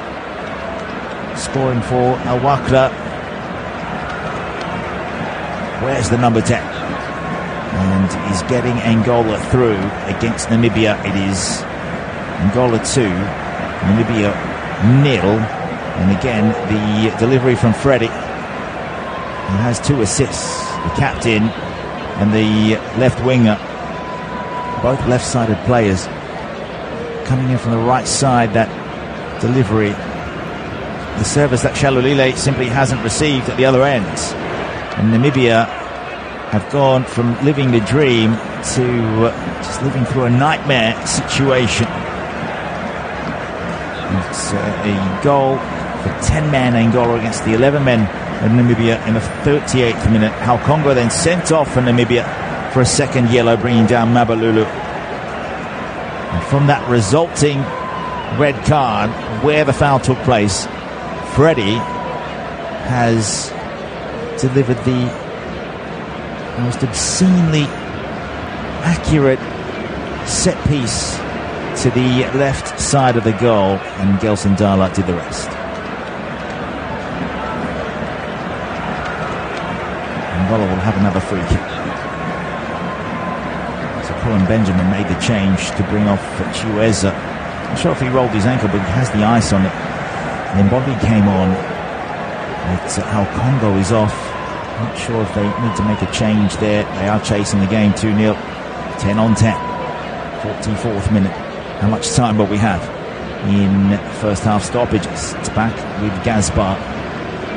They were able to persevere despite the big challenge of having to play against the side with an extra man in a knockout.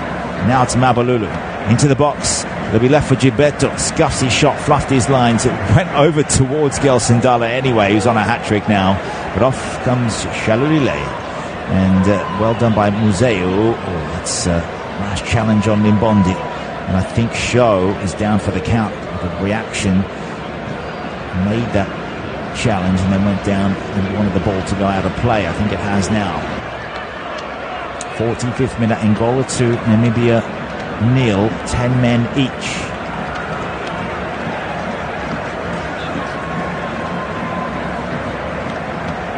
Quick throw, I think Show's okay. It's just into the frame. On the way back for Buatu. Dominica. It's going to work out okay for him. His clearance was intercepted, but it's come off hot up for an Angola throw right side for Eddie Afonso. Showing some urgency. Had an incredible first half. Everyone would have put their money on a Namibia win as soon as the keeper was sent off. Now Mabalulu. Freddie. Will he get the MVP in this game, or will it be Gelson Dala? 5 goals and 2 assists for Al Wakra in this season. 3rd year there, former Rio Ave and Antalya Sport player, and just showing that he's got the finishing qualities. Namibia trying a hopeful ball.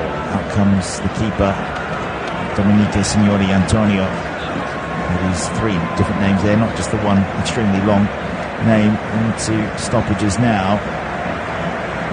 And add on 6 minutes. Azapua, who was the hero against Algeria. There's nothing he can do. That was a wicked header, because Gelson Dala also had a defender coming in from behind, which is Amutenya. They are kissing the boots. Gilberto to Gelson Dala. Namibia getting forward now, but Museo was a little bit of danger there. Tol Carneiro was there, and he will simply clear that across the sideline. They'll bring it back in from the right. After halfway, Namibia look out of ideas.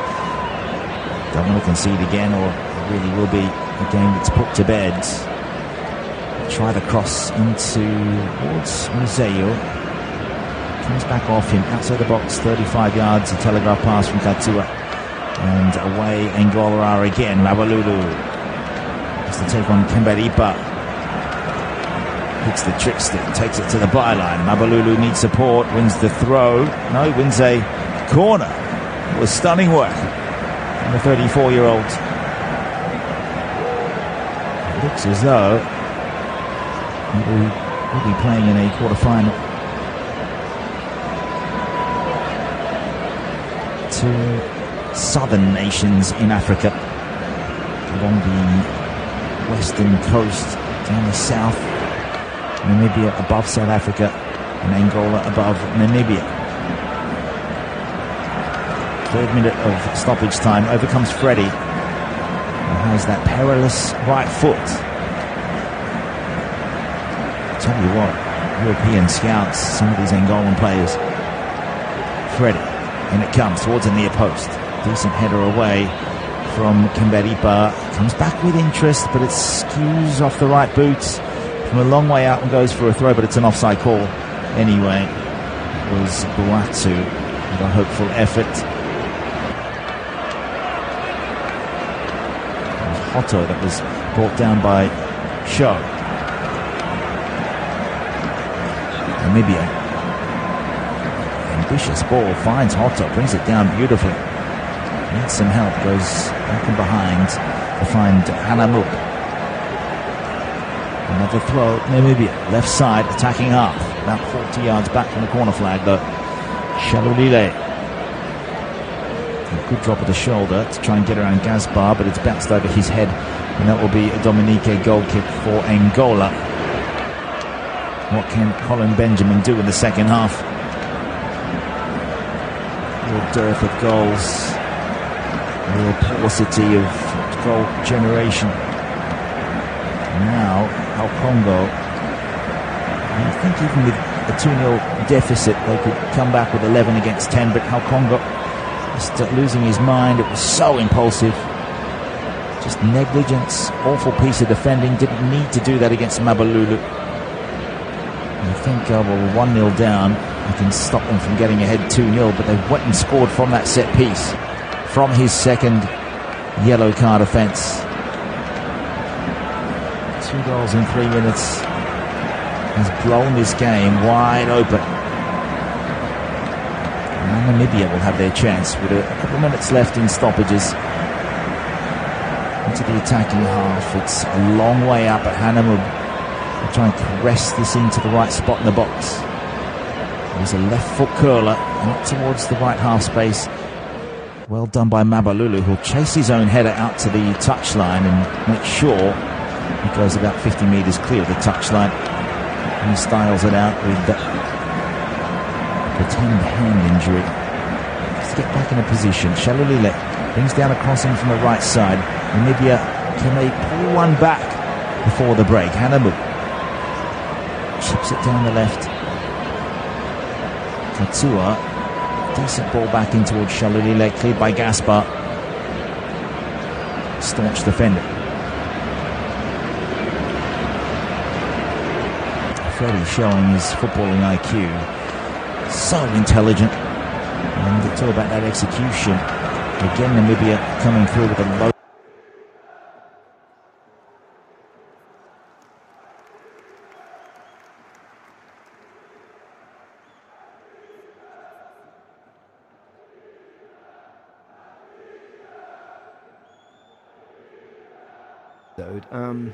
We're going to be diving into the January transfer window, and it's not been a lot of action, but there are a few things to discuss. We'll recap both the Carabao Cup semi-finals, and we'll also have a look what's been going on in the Africa Cup of Nations and the Asia Cup. Some of the scenes are extraordinary. One group in particular in the Africa Cup of Nations. We'll come to that in the second half.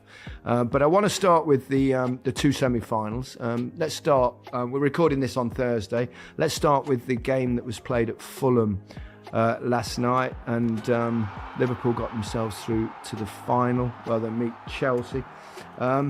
Fulham had one or two opportunities, didn't they? They did. They had a huge opportunity at the game 0-0. I think it was Paulinho missed a big chance from a set piece, and then almost 3 or 4 minutes later, Liverpool go up the other end and score, and you just thought, when you goalkeeping error, he wasn't should have it? saved it, yeah. But you just thought, when you get big chances like that in that size of the game, then they have to be put in the back of the net. And I know they rallied late on Fulham, and they give it a right good go. But I mean, Liverpool with their injuries and players away and everything else, that you've got to admire how they just keep on getting the job done. Yeah, Luis Diaz with the all-important goal. I know it was a Leno error, but it was still a good bit of play. He's probably been Liverpool's quietest forward this season. I mean, he's had a lot going on, hasn't he? Injury problems and on the personal issues with the family when they were kidnapped in Colombia. So it's sort of understanding that he's struggled to find his best form, because he looked electric last season. So that goal will probably do him a lot of good. And Liverpool are marching on, aren't they, in all competitions? I mean, we've talked about him so much now, haven't we? I think we've give Klopp all the credit in terms of not just the starting 11, his in-game substitutions have been brilliant.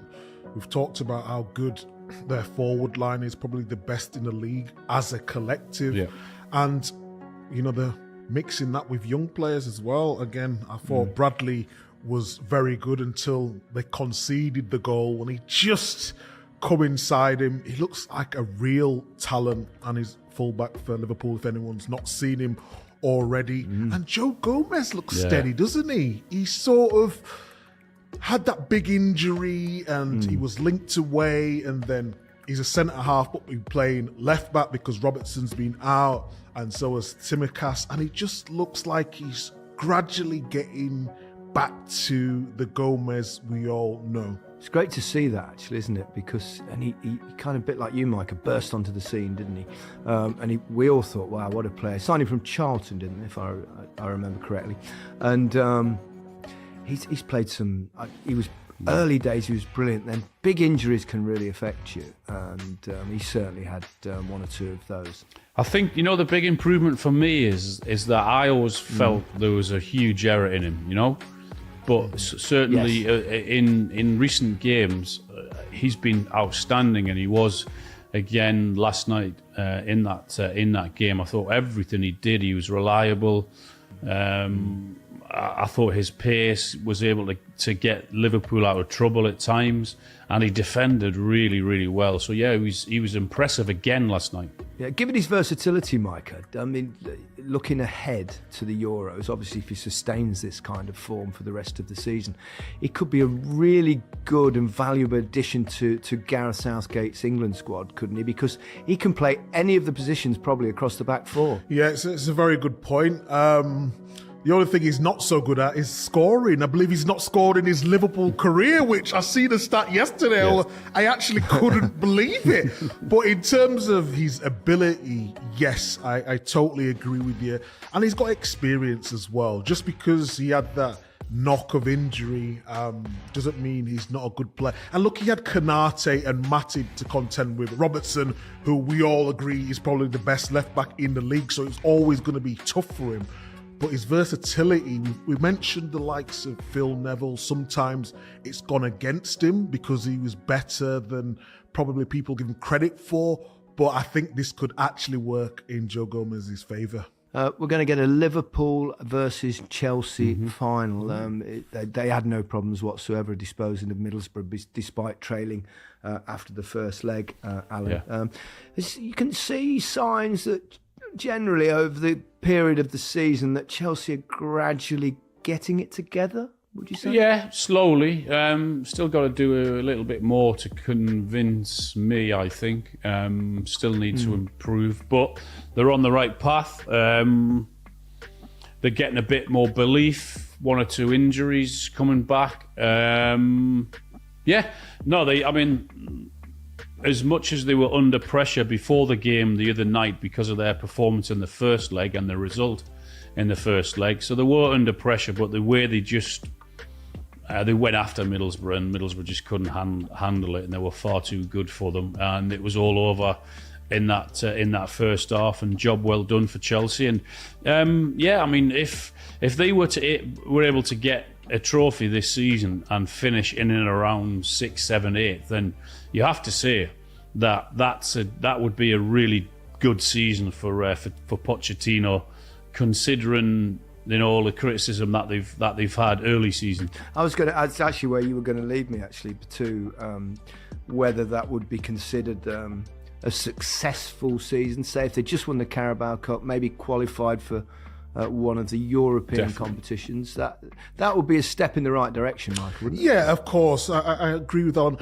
I'm quite confused with Chelsea because I remember saying early doors, I seen all the patterns of play, I seen what they was trying to do. It looked to me like they had a clear plan, but they just couldn't get it across on the field. And I wanted to ask you guys as strikers, we've done Chelsea so many times this season and all the approach play has been excellent. It's just that final bit. Now are we starting to see the final bit? Yes, Broja is still young. He might not be the final piece right now. But if they had a proper striker, all these games that they were in, a striker scores that. I think we're talking about something different. Of course, he said, well, we'll have him. But I'm saying it's as easy as when Alan said, okay, if Man City get Haaland, they'll win absolutely everything. I think if Chelsea were to get that proper top striker, we're looking at a top 4, top 5, top 6 proper contender for me. Well, you should be with the amount of money they spend. I suppose it would depend as well, because if they went into the market, probably it doesn't look like there's not that much going on in the window. And I want to come to this question later, but about where Victor Osimhen might go. And he would be the sort of player that probably Chelsea, Arsenal, maybe Manchester United, the big 3 clubs. But we'll come to that conversation later. But they are missing. That's the one thing that's missing, isn't it, Alan? Mainly at the moment, a 9. Because they do get the ball in the box a lot. I mean, Cole Palmer is stepping up, but he's more of a kind of 10. But he can play in a variety of different positions. And I loved his 2 finishes again. He strokes it in, doesn't he? He's for someone so young and inexperienced. What about his celebration, though, lads? Come on! I saw a still photo of the Middlesbrough fan when they scored their goal. They were 6-0 down, and they scored the goal, and there was a fan in the crowd giving it exactly the same celebration. A Middlesbrough fan. And I thought, fair play to you, mate. No, that Chelsea missing, without doubt, missing a. I mean, it's hard to believe, isn't it? You spend that much money and you haven't got a bloody centre forward. I mean, well, they bought Jackson, didn't they? But he looks like he's got a bit to do in terms of his development at the moment. He's not ready to be a regular for a club that want to get into the Champions League and win everything. He may come good, but he's not ready to be a regular, no. I just want to ask you something, Alan, because you were getting a bit irritated, as you do sometimes, with teams playing out from the back and conceding goals. You've been exasperated at times with Burnley this season. And the same thing happened, didn't it, to Middlesbrough on a few occasions, and you were straight on the group chat. Here they go again. They're all Should we blame Pep for this? Is this Pep's fault? No, it's a great part of our game now. It makes it more exciting. I think there's more goals. Well, I enjoy it when you're half decent at it. Yeah, I mean, honestly, I just can't. I get that everyone wants to play out from the back, and that's the in thing. And as a coach, when you're going in for a job, you got to tell the chief executive or the owner or whoever it may be that this is the way you're going to play. But I mean, I've watched Middlesbrough the other night, and I've watched Burnley for all of this season, and it makes me so angry when they're trying to do it and they're not very good at it. They keep on getting caught and giving chances and giving goals away. And when is the point where you say, maybe this is not working, we may just have to change tonight? Do you not think, though, if Michael Carrick's got a way of playing, right, that's what he wants to do. A lot of the upcoming coaches, they're really good players themselves. That's what they want to do. They want to play out from the back.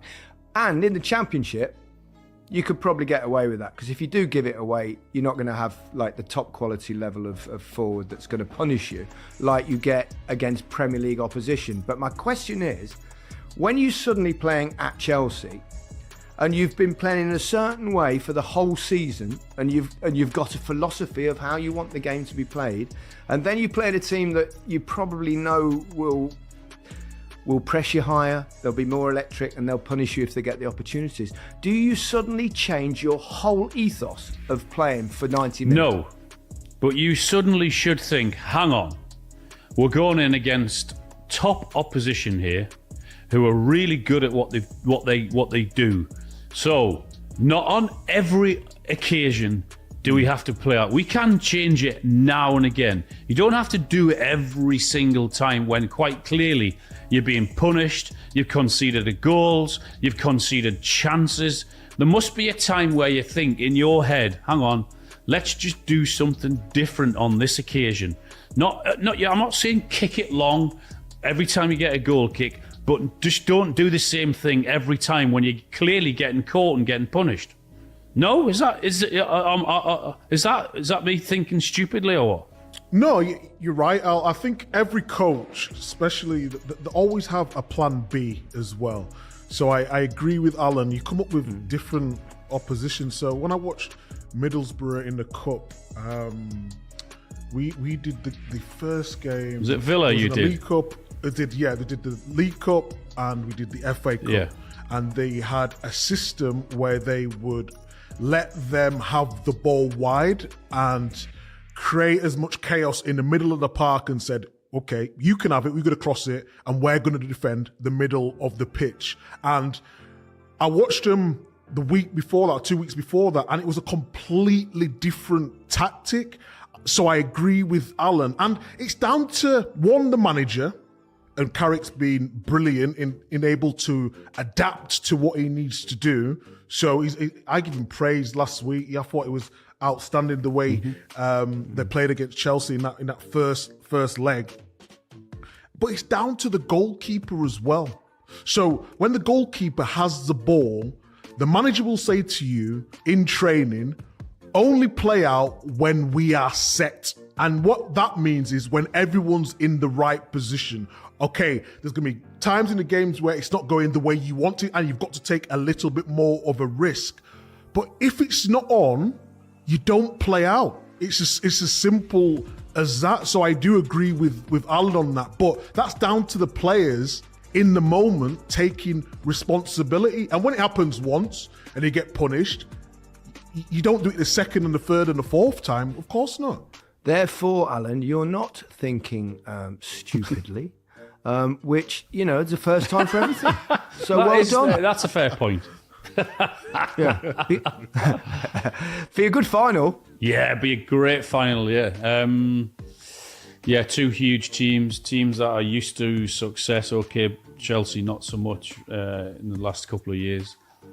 But two big football clubs, yeah, and it'll be a great final. I think what's really interesting about the League Cup, you had Birmingham, and in 2013 was Swansea, and they wasn't competing in the top flight, so people are taking it really seriously now. Or is it because their squad or their backup players are just that good and miles better than so many other teams? I just think with Pep always took it seriously, didn't he? He said... Well, to be honest, Micah, though, you could look at... Any time Pep puts a side out, because you look at their squad of, 22, 23 players, whatever. whichever 10, 11 players he puts out there, you'd go, oh, he's gone with a really strong team. And then you go, well, actually, they're all so they're all good, aren't they? So much depth, you know? Certainly, it seems in Champions League, it's certainly in the earlier rounds for them, it's a competition that they always put their squad players out or their younger players in to give them a game. Now, that might have changed over the years when they get to semi-final or a final, but it's without a doubt a competition that so many teams rotate and give squad players a game. I absolutely agree. I want to move on to the January transfer window. It's not been that much action. I wonder whether that's because perhaps of what's going on with the rules and the problems that Nottingham Forest and obviously very much Everton have had. They're all being a little bit cautious. I mean, the January window.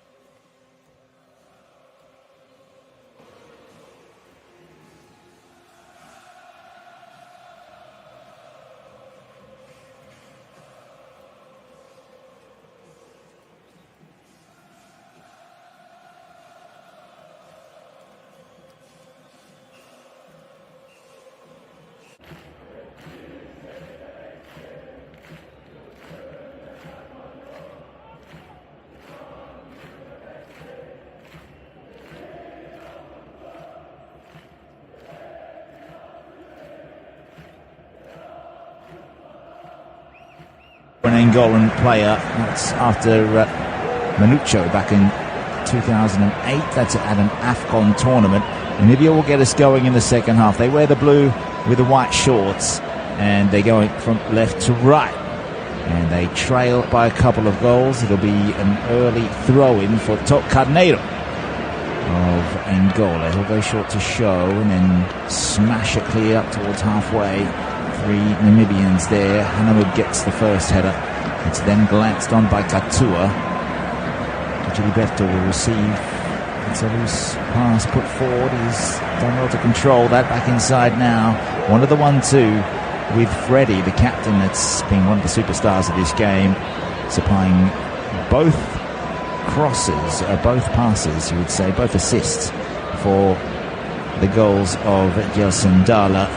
And Kazapua, the Namibian keeper, outdone a couple of times, hadn't had to make a save, hasn't made one, to be honest. And now the throw comes in from Hotto, down the left for Namibia, into the left half space.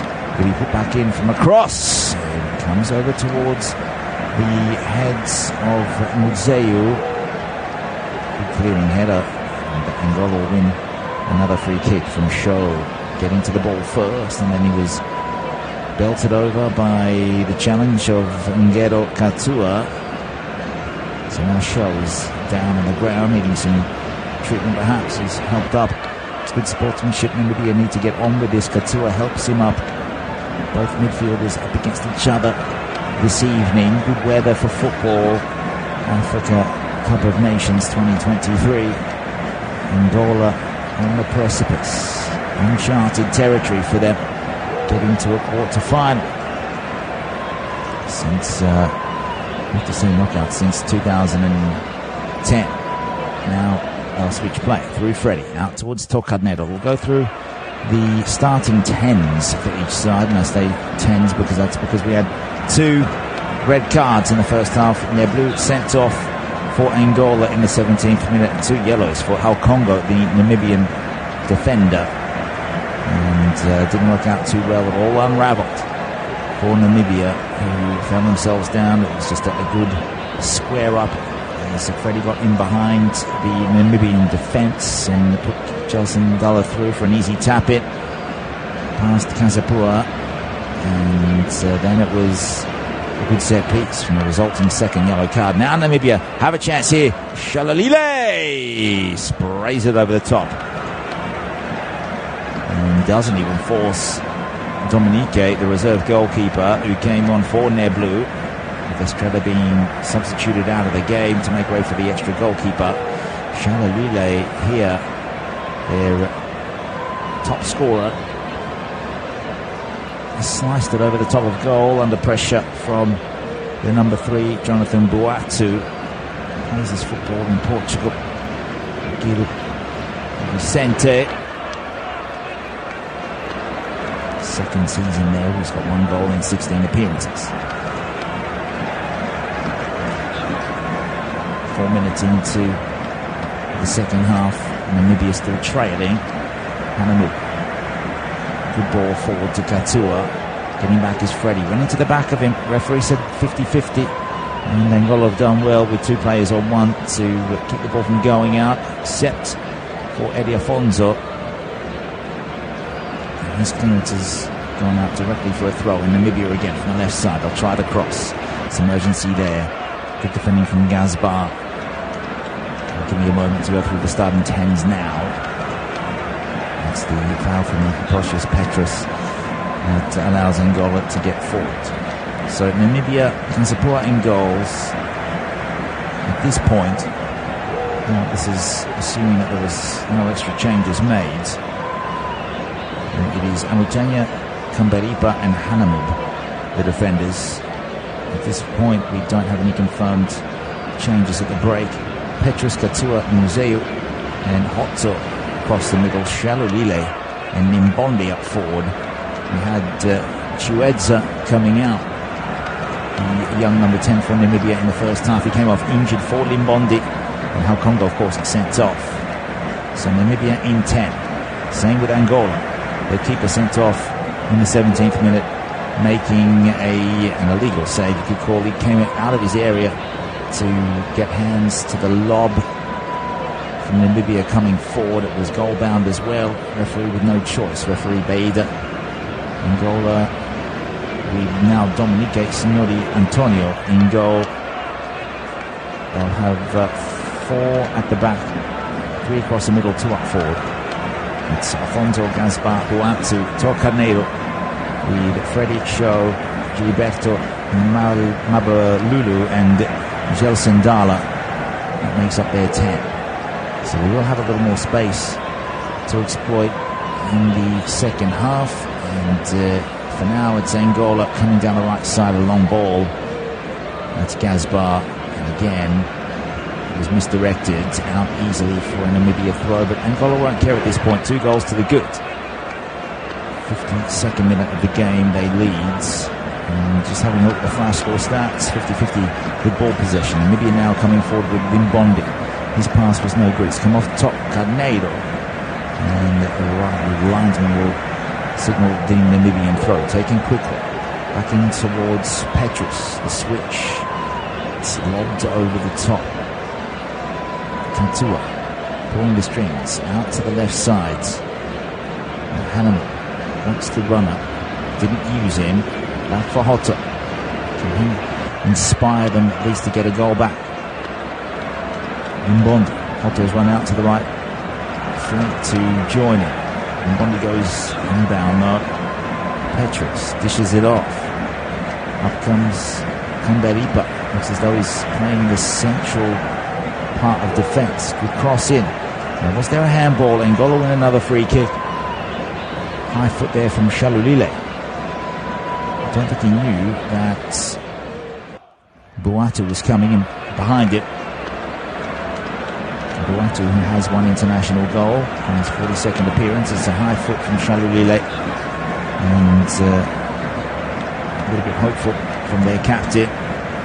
16 goals for him.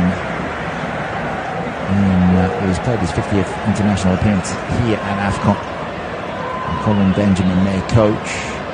He knows with every passing minute that is almost another nail. Coming with high hopes, especially with the game turning in his favour. That's a nutmeg there from Hotto through Show's legs there. And now Namibia coming forward down the middle. It's Katua, who will line up from 35 yards. Left footer, always rising, and sprayed out to the left of the goal. Just simply can't get the service. What a show there from number 17 on Hotto through Show's legs. Katua with enough space to let fly. but well off target. And Namibia do a little bit better than that, at least get a little closer to goal, but just can't get the ball in towards Shalulile when necessary. And they'll try down the left.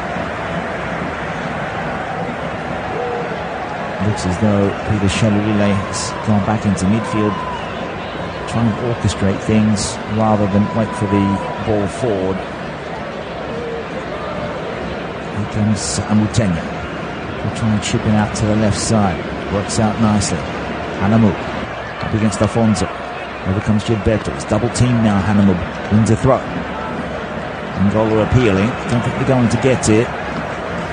Hanamu's got Museu and also Otto there. He'll come back to the left back. He will cross it in, and there's a double punch there from Dominique to get the ball away from danger. Then the long-range effort comes in once again, and Angola will be happy to see that. With 10 minutes gone in the second half, they will invite Namibia to shoot from distance. This time it was Ambrosius Petrus with, I'd say, about a 35-metre drive, maybe 30.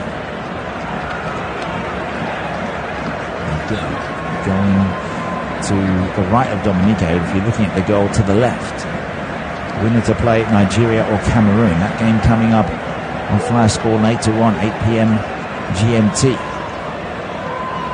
Big clearance comes from Dominique. Now it's Namibia with a little bit of space, just looked like in behind. And Museu wants to turn it onto the left foot, but is a right footer. He goes out towards Katua. Needs some help. He's taken down by 3 players, and Angola's done it legally. Freddie comes forward, wins a throw, but he's put that into the legs of Petrus there. Definitely is a captain's knock from Freddie. 2 assists in this game. Also played his 50th cap at Afcon 2023. Now there's a bit of space in for the men on a hat-trick. There's Gelson Dala. In the foot race, he was outdone. It was 2-on-1 as well. Now it's Tocanero. Goes inbound. Cleaned up. He was bowled over by Katua. He'll have to be careful as the game goes on. But with 10-on-10, space definitely opening up. The minutes go by. Fatigue starts to set in. And the problems compounding here. But there are 2 players down, 1 for each side. Tocanero and Katua. Petrus first pulling the arm of Tocanero, and then it was really irresponsible left-footed swipe that came across.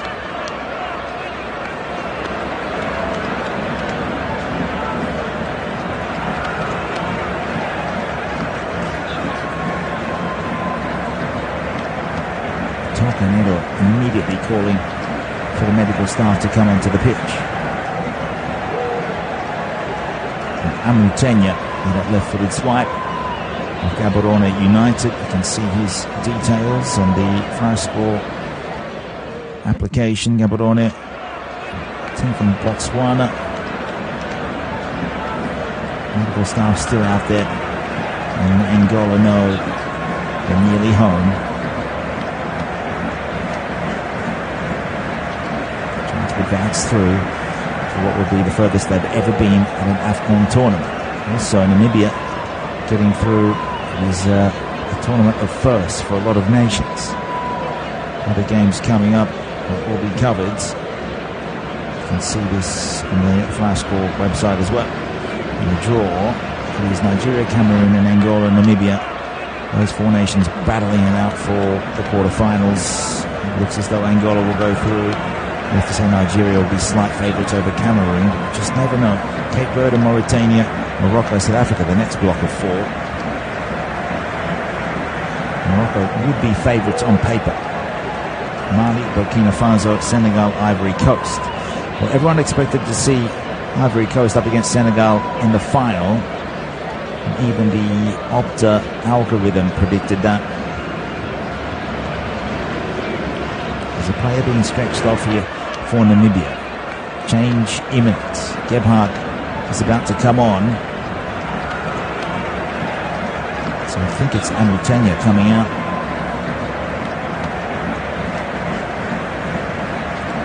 We'll wait to see for confirmation there. Ball chipped into the area. And out comes Kazapua. Again, Freddie, the person who was charged with the responsibility there to chip it in. Easy enough for Namibia this time. So Egypt, Congo, it's Democratic Republic of Congo, should specify against Egypt, Equatorial Guinea against Guinea. It is the final block. So those 4 teams are fighting it out for another quarterfinal spot. We'll be taking you through the quarterfinals, the semi-finals, the playoff for 3rd and 4th, and also the final. We'll be taking you through that on the 11th of February. It's a Sunday night fixture. It should be about 8 p.m. GMT. As Amutenya hobbling away. It's not a pretty sight. Gebhardt will come in for him as they trail by 2-0. Head coach Colin Benjamin about to try something else, with Katua also brought off.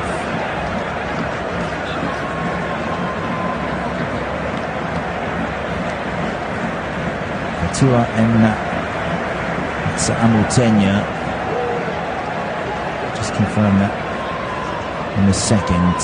Who's coming? I think it's Shitembi. Where's the number 19? Plays his football with Kuching City FC. It's in Malaysia. This season, just 5 appearances, no goals.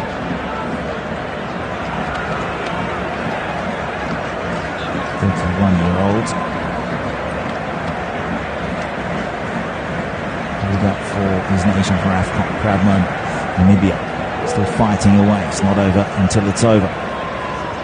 Comes upward, out to the left side. Hannibal brings it forward. Still in their defensive third though. Half an hour to go. Angola leading 2-0. Ball chip forwards. That's well seen off. Good header to come off his line there from Afonso. Not getting back in time.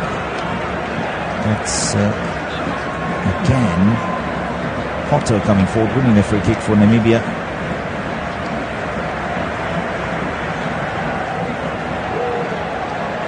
The referee has to sort something out here because Angola's trying to pinch the ball away and get a counter-attack going, but Namibia are going to have the opportunity to go again with a set piece.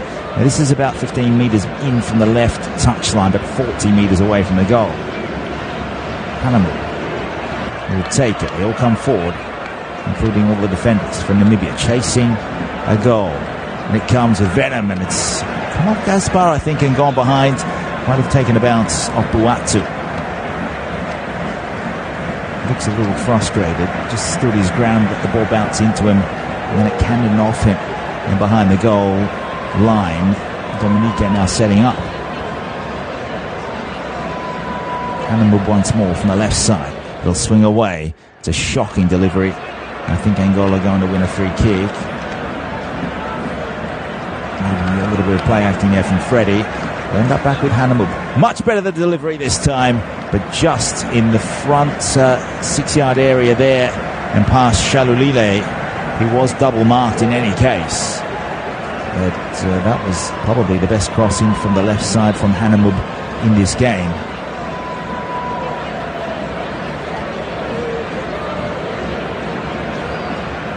Tokanedo with the resulting throw. Goes in on the angle. Freddie brings it away. Gets past one. Coming forward. Brought down by the number 11, Limbondi. I think he's going to receive a yellow. Yes, he will.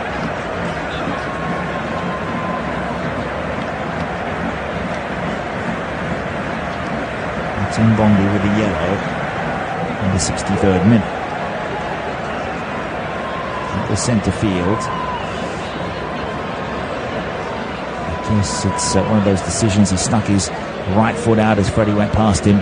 Just in the centre circle. And it's Buatu now. Angola spreading play. They've got 2 wide wingers. Gilberto on the right side. It's a good header away from Hannibal. Angola throw. 64th minute of the game, they lead 2-0. Gelson Dala on a hat-trick. Playing on the left side of attack. Back from Shaw, all the way to Boatu. Torcanero. 10-man Angola. 10-man Namibia. Chip over the top. That's nearly put Gelson Dala into some space to get him behind. Across comes the substitute, Gebhard.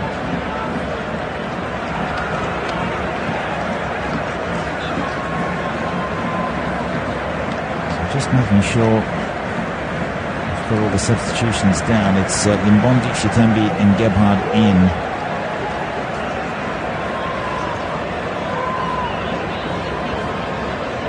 Three changes for Colin Benjamin, the Namibia coach. Just the one for Angola. That was because the keeper was sent off. They're taken out for the player off, and Mabalulu stabs at goal. It was an opportunist effort there on the left foot. He's put that just to the right side of the right post. Has scored from the spot in this tournament. Torcanero, what a delivery this is. Made something out of nothing. And Mabalulu had to track back towards the penalty spot to control. He flicked off his left boot, then back down. He swung with his back to goal.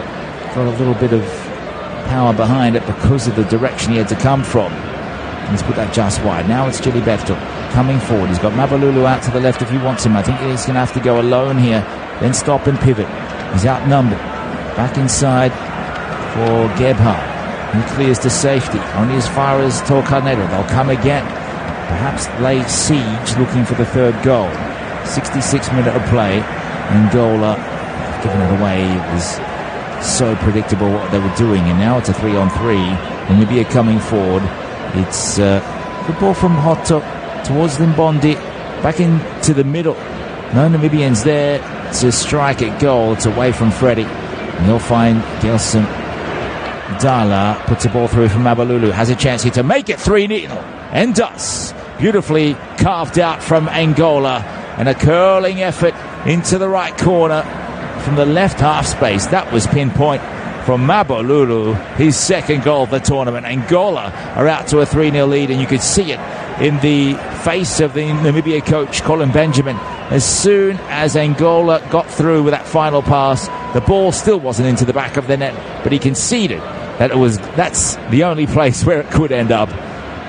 An amazing goal, and it was exceptionally constructed, considering that it came down from Freddie. He had the vision to look up, and again, it's all about that presence of mind. It's been him all day. The ball from Gelson Dala into the left half space. Mabalulu was put in behind, and he has picked his spot across the goalkeeper, and no goalkeeper is going to stop that from going into that corner. Zapua conceded 4 against South Africa, has looked back into his goal to see 3 footballs rolling in there this game. And Mabalulu at 34 years of age, showing he's still got the collected approach. He came in, wasn't exactly a one-on-one. He still had a defender coming from a central position over towards him. It's the cool finish, unerring, and that's what's needed in knockout football. Now it's Namibia coming forwards, and that was a header glanced on. Shalulile this time, their record goal scorer. Nothing going their way though. Looks all over. The ball that was from the left side again from Hannibal.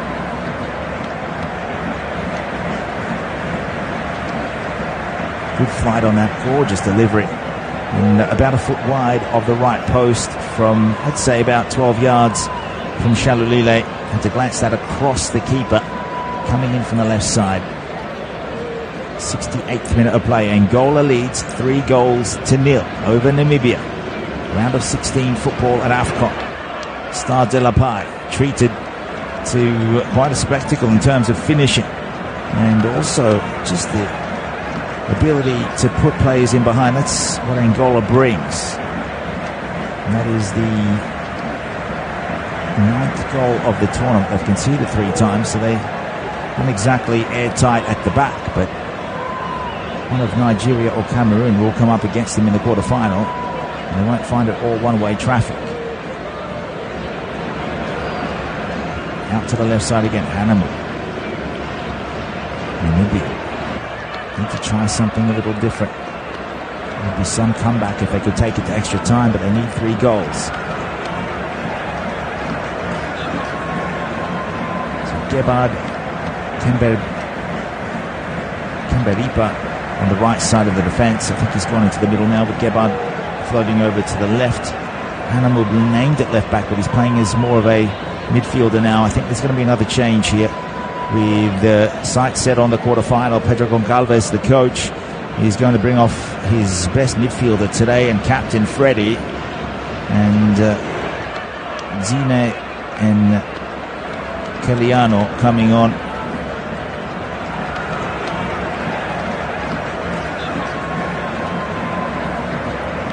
So Zine is a goal scorer against Burkina Faso. Plays for AEK in Greece, 21-year-old. 10 appearances, no goals there this season. So off comes Freddie and Gilberto. Keliano, the other player, coming in. He's with Estrella de Amadora. That is Manuel Keliano, 21-year-olds as well, and 9 appearances, no goals this term.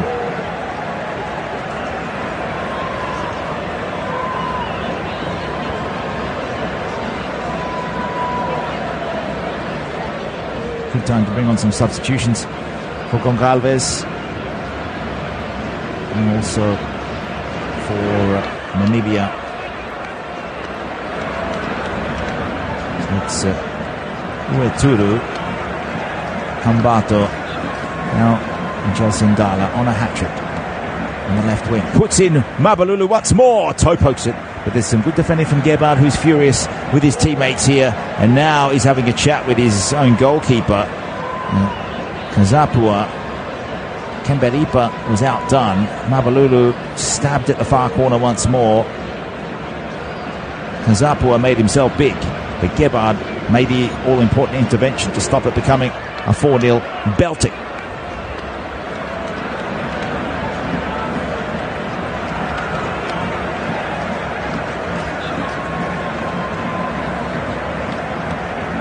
Cross comes in. Angola looking for the 4th. And there's a big save there from Kazapua this time. And it was Buatu looking for the 4th goal. And his 2nd overall in internationals, 42nd game today. This was taken by Gelson Dala. It bounced all the way through to Buatu. It bypassed Zini. Kazapua with a reaction save. And again, Angola persevering in from the right side. Zini trying the cross, took a touch. That's a goal. No, it's a corner kick coming in from the right side now. It's come off Shalulile. He just conceded defeat. He just wants to stop the leakage at the back. Namibia, it is all but over. And the Angola players, almost with a little cheekiness about them, they think they're through. Gelson Dala will go over to the right side. And again, the red, yellow and black of the Angola fans reveling in this in the stands. What a delivery that is to Mabalulu, who's claiming it's hit an arm of a Namibia defender. So Kambato took the touch on. The clearance from Namibia is straight into the player. It's Hoto that's taken one to the face, I think. Is he holding a familiar, sensitive part of the body? This might come back if VAR intervene here. Really wasn't much there for Zine. His header into Limbondi. Arm was against the body. And Torcarnedo's clearance went straight into Hoto. And that is why he's down. That's why we have the quick stoppage. Gelson Dala might get the man of the match award, especially if he gets a hat-trick. With 17 minutes left, probably asked his coach to leave him on for as long as possible. Just have that Nani look about him and that flair as Namibia clear their lines. We're back underway. Gaspar, the only defender back for the Palencas Negros. Over to Afonso at the right side now. Chip and chase from Zini. Gets away from his man, leaves it in his exhaust fumes. What pace and velocity there as Angola win another corner kick from the right. They're all over Namibia in this contest. Namibia coming undone. Had the numerical advantage in the first half, and it was Al Congo in that rash decision. And Angola has shown us how deadly they can be from set pieces and in general play. Nabalulu and Gelson Dala taking this form into the quarterfinals, exactly what Goncalves needs. 9 games undefeated, 6 of those competitive now. 2 wins and a draw in the group stage. 3-0 lead in this one with a quarter of an hour. And chipped in. Gelson Dala towards Nabalulu. Show all the way back to the halfway line. And he switched out to the left side. Hospital ball forward. Surely that's an offside against Gelson Dala. And eventually the flag goes up. Namibia will have a free. Again, I will remind you, we have another game from Afcon this evening. Nigeria, Cameroon, another knockout game. 8 p.m. We've had some other broadcasts for you. We'll be bringing you Fulham Newcastle at 7 p.m. FA Cup. Got a cooling break right now, so I can go through some of these other results. We also have Heracles versus Ajax live this evening at 8 p.m. UK time. In La Liga, currently we have Barcelona losing against Villarreal 1-0. That broadcast also available, with the goal coming from Moreno in the 41st minute. And anywhere you see a headphones icon, that means you have a flash score commentator ready to go and bring you some of the action, especially if you're syncing us up with your vision wherever you are on the planet. It has been all Angola here in Boaké at the Stade de la Paix.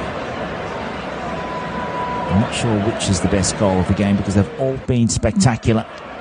First-class finishes. Nabalulu's beautifully crafted and finished with the right boot curling in off the right post. But that header from Gelson Dala for 2-0. Another colossal, it was a header that was cannoned in. Again, the delivery from Freddie, superb, and the first goal brilliant as well, because it was Gilberto, the ball in to get Freddie in behind space, and from the right side of the goal, he's crossed that square. Gelson Dala put it through and into the goal, into the bottom left corner for 1-0. Back underway after the cooling break, and Namibia have it up high. Kambato crosses in, it's away from Gaspar.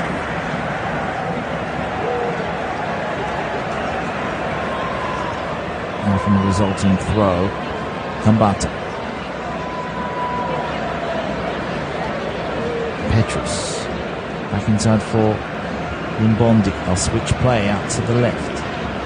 Well done by Geba. Can't find and then will be in space.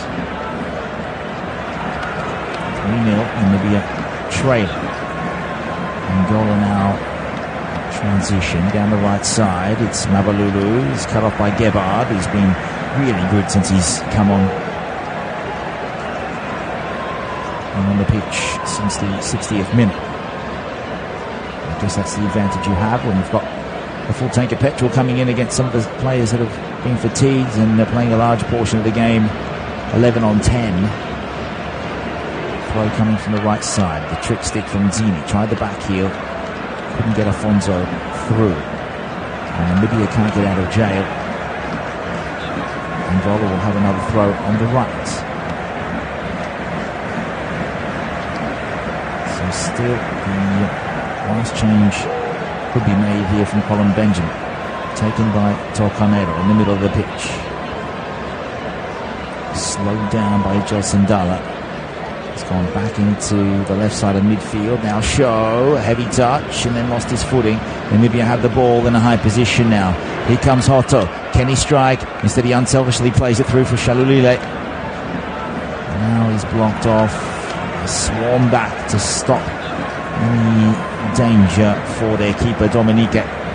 Cross comes in from the right side. The keeper gobbles that one up. Kambato couldn't get enough trajectory to get it over the back of the defence. Taken at the right post by Dominique Signori Antonio. The attendance just under 29,000 here in Boaké.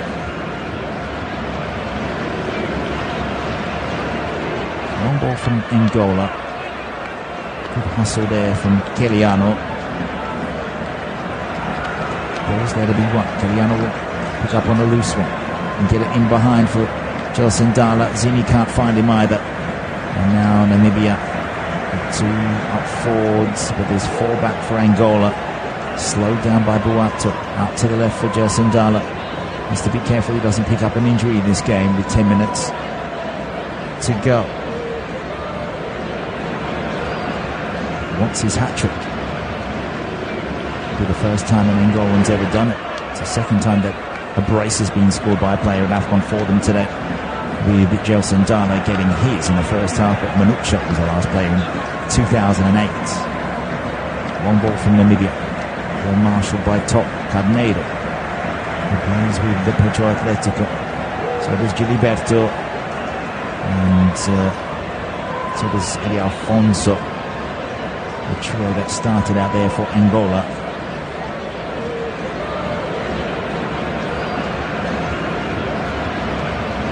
They'll work this forward about 5 metres and have another throw. Real afternoon of frustration for Colin Benjamin, the Namibia coach. Where does he go from here? He's won 5 times in 17 matches now with 30% win ratio.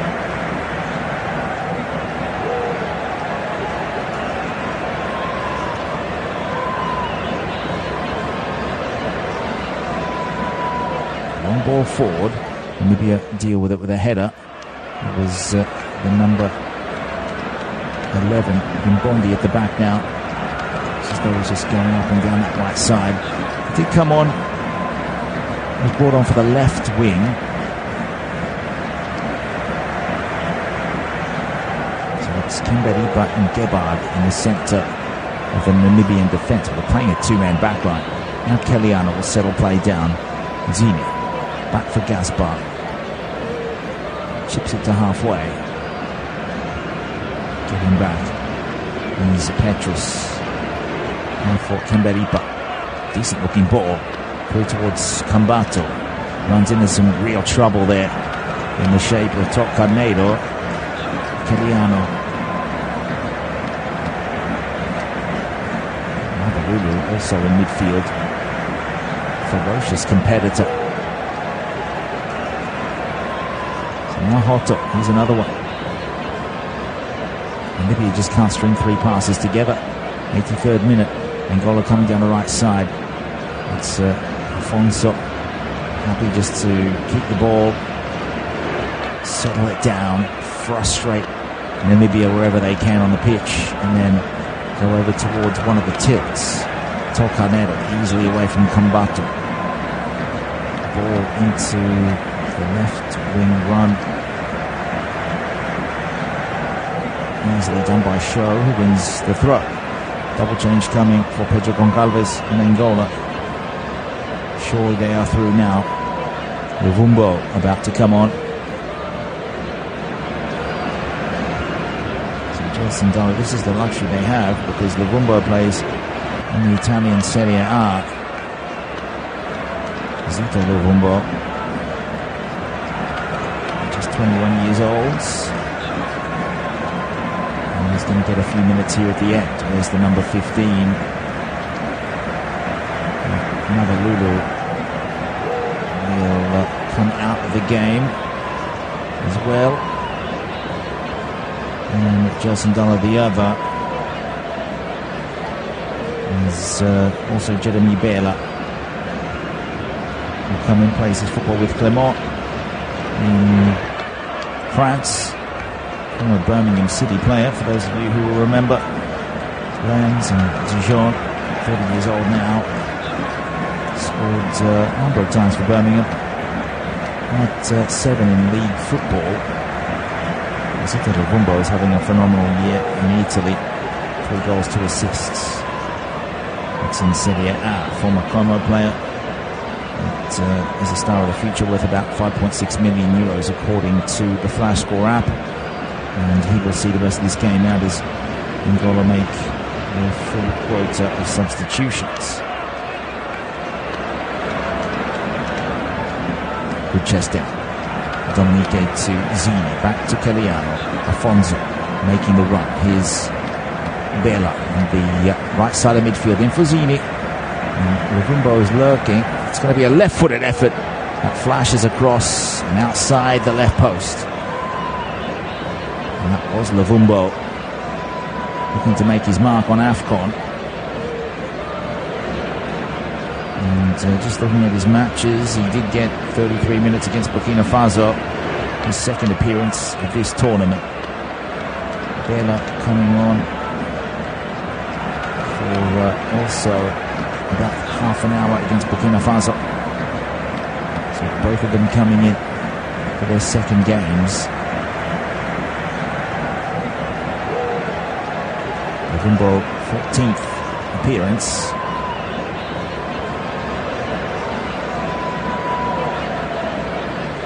Never scored. As for Bela,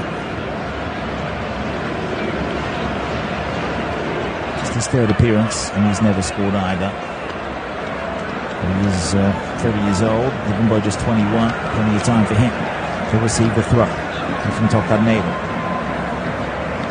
Namibia get out of jail. Down the right flank. Shalulile needs a pass forward. Gets it back from Hotto. That was well crafted. Rovumbo streaking back to help out the Angolan defence. Hanamu, his last effort here to go at the top left-hand corner from about 22 yards, forces Dominique into a brilliant save and put that behind. And it'll be a Namibia corner left side. Hanamu taking on the man here, which was Afonso. He takes the set piece, goes over the head of Gabba. Now it's Rovumbo. Wants to get away from his man, which is Shitembi. Still going. Second grab at it. Zini will win it back in midfield. Angola have to make a decision with Gaspar. He's given that away. It'll be picked up in the middle of the pitch by Petrus.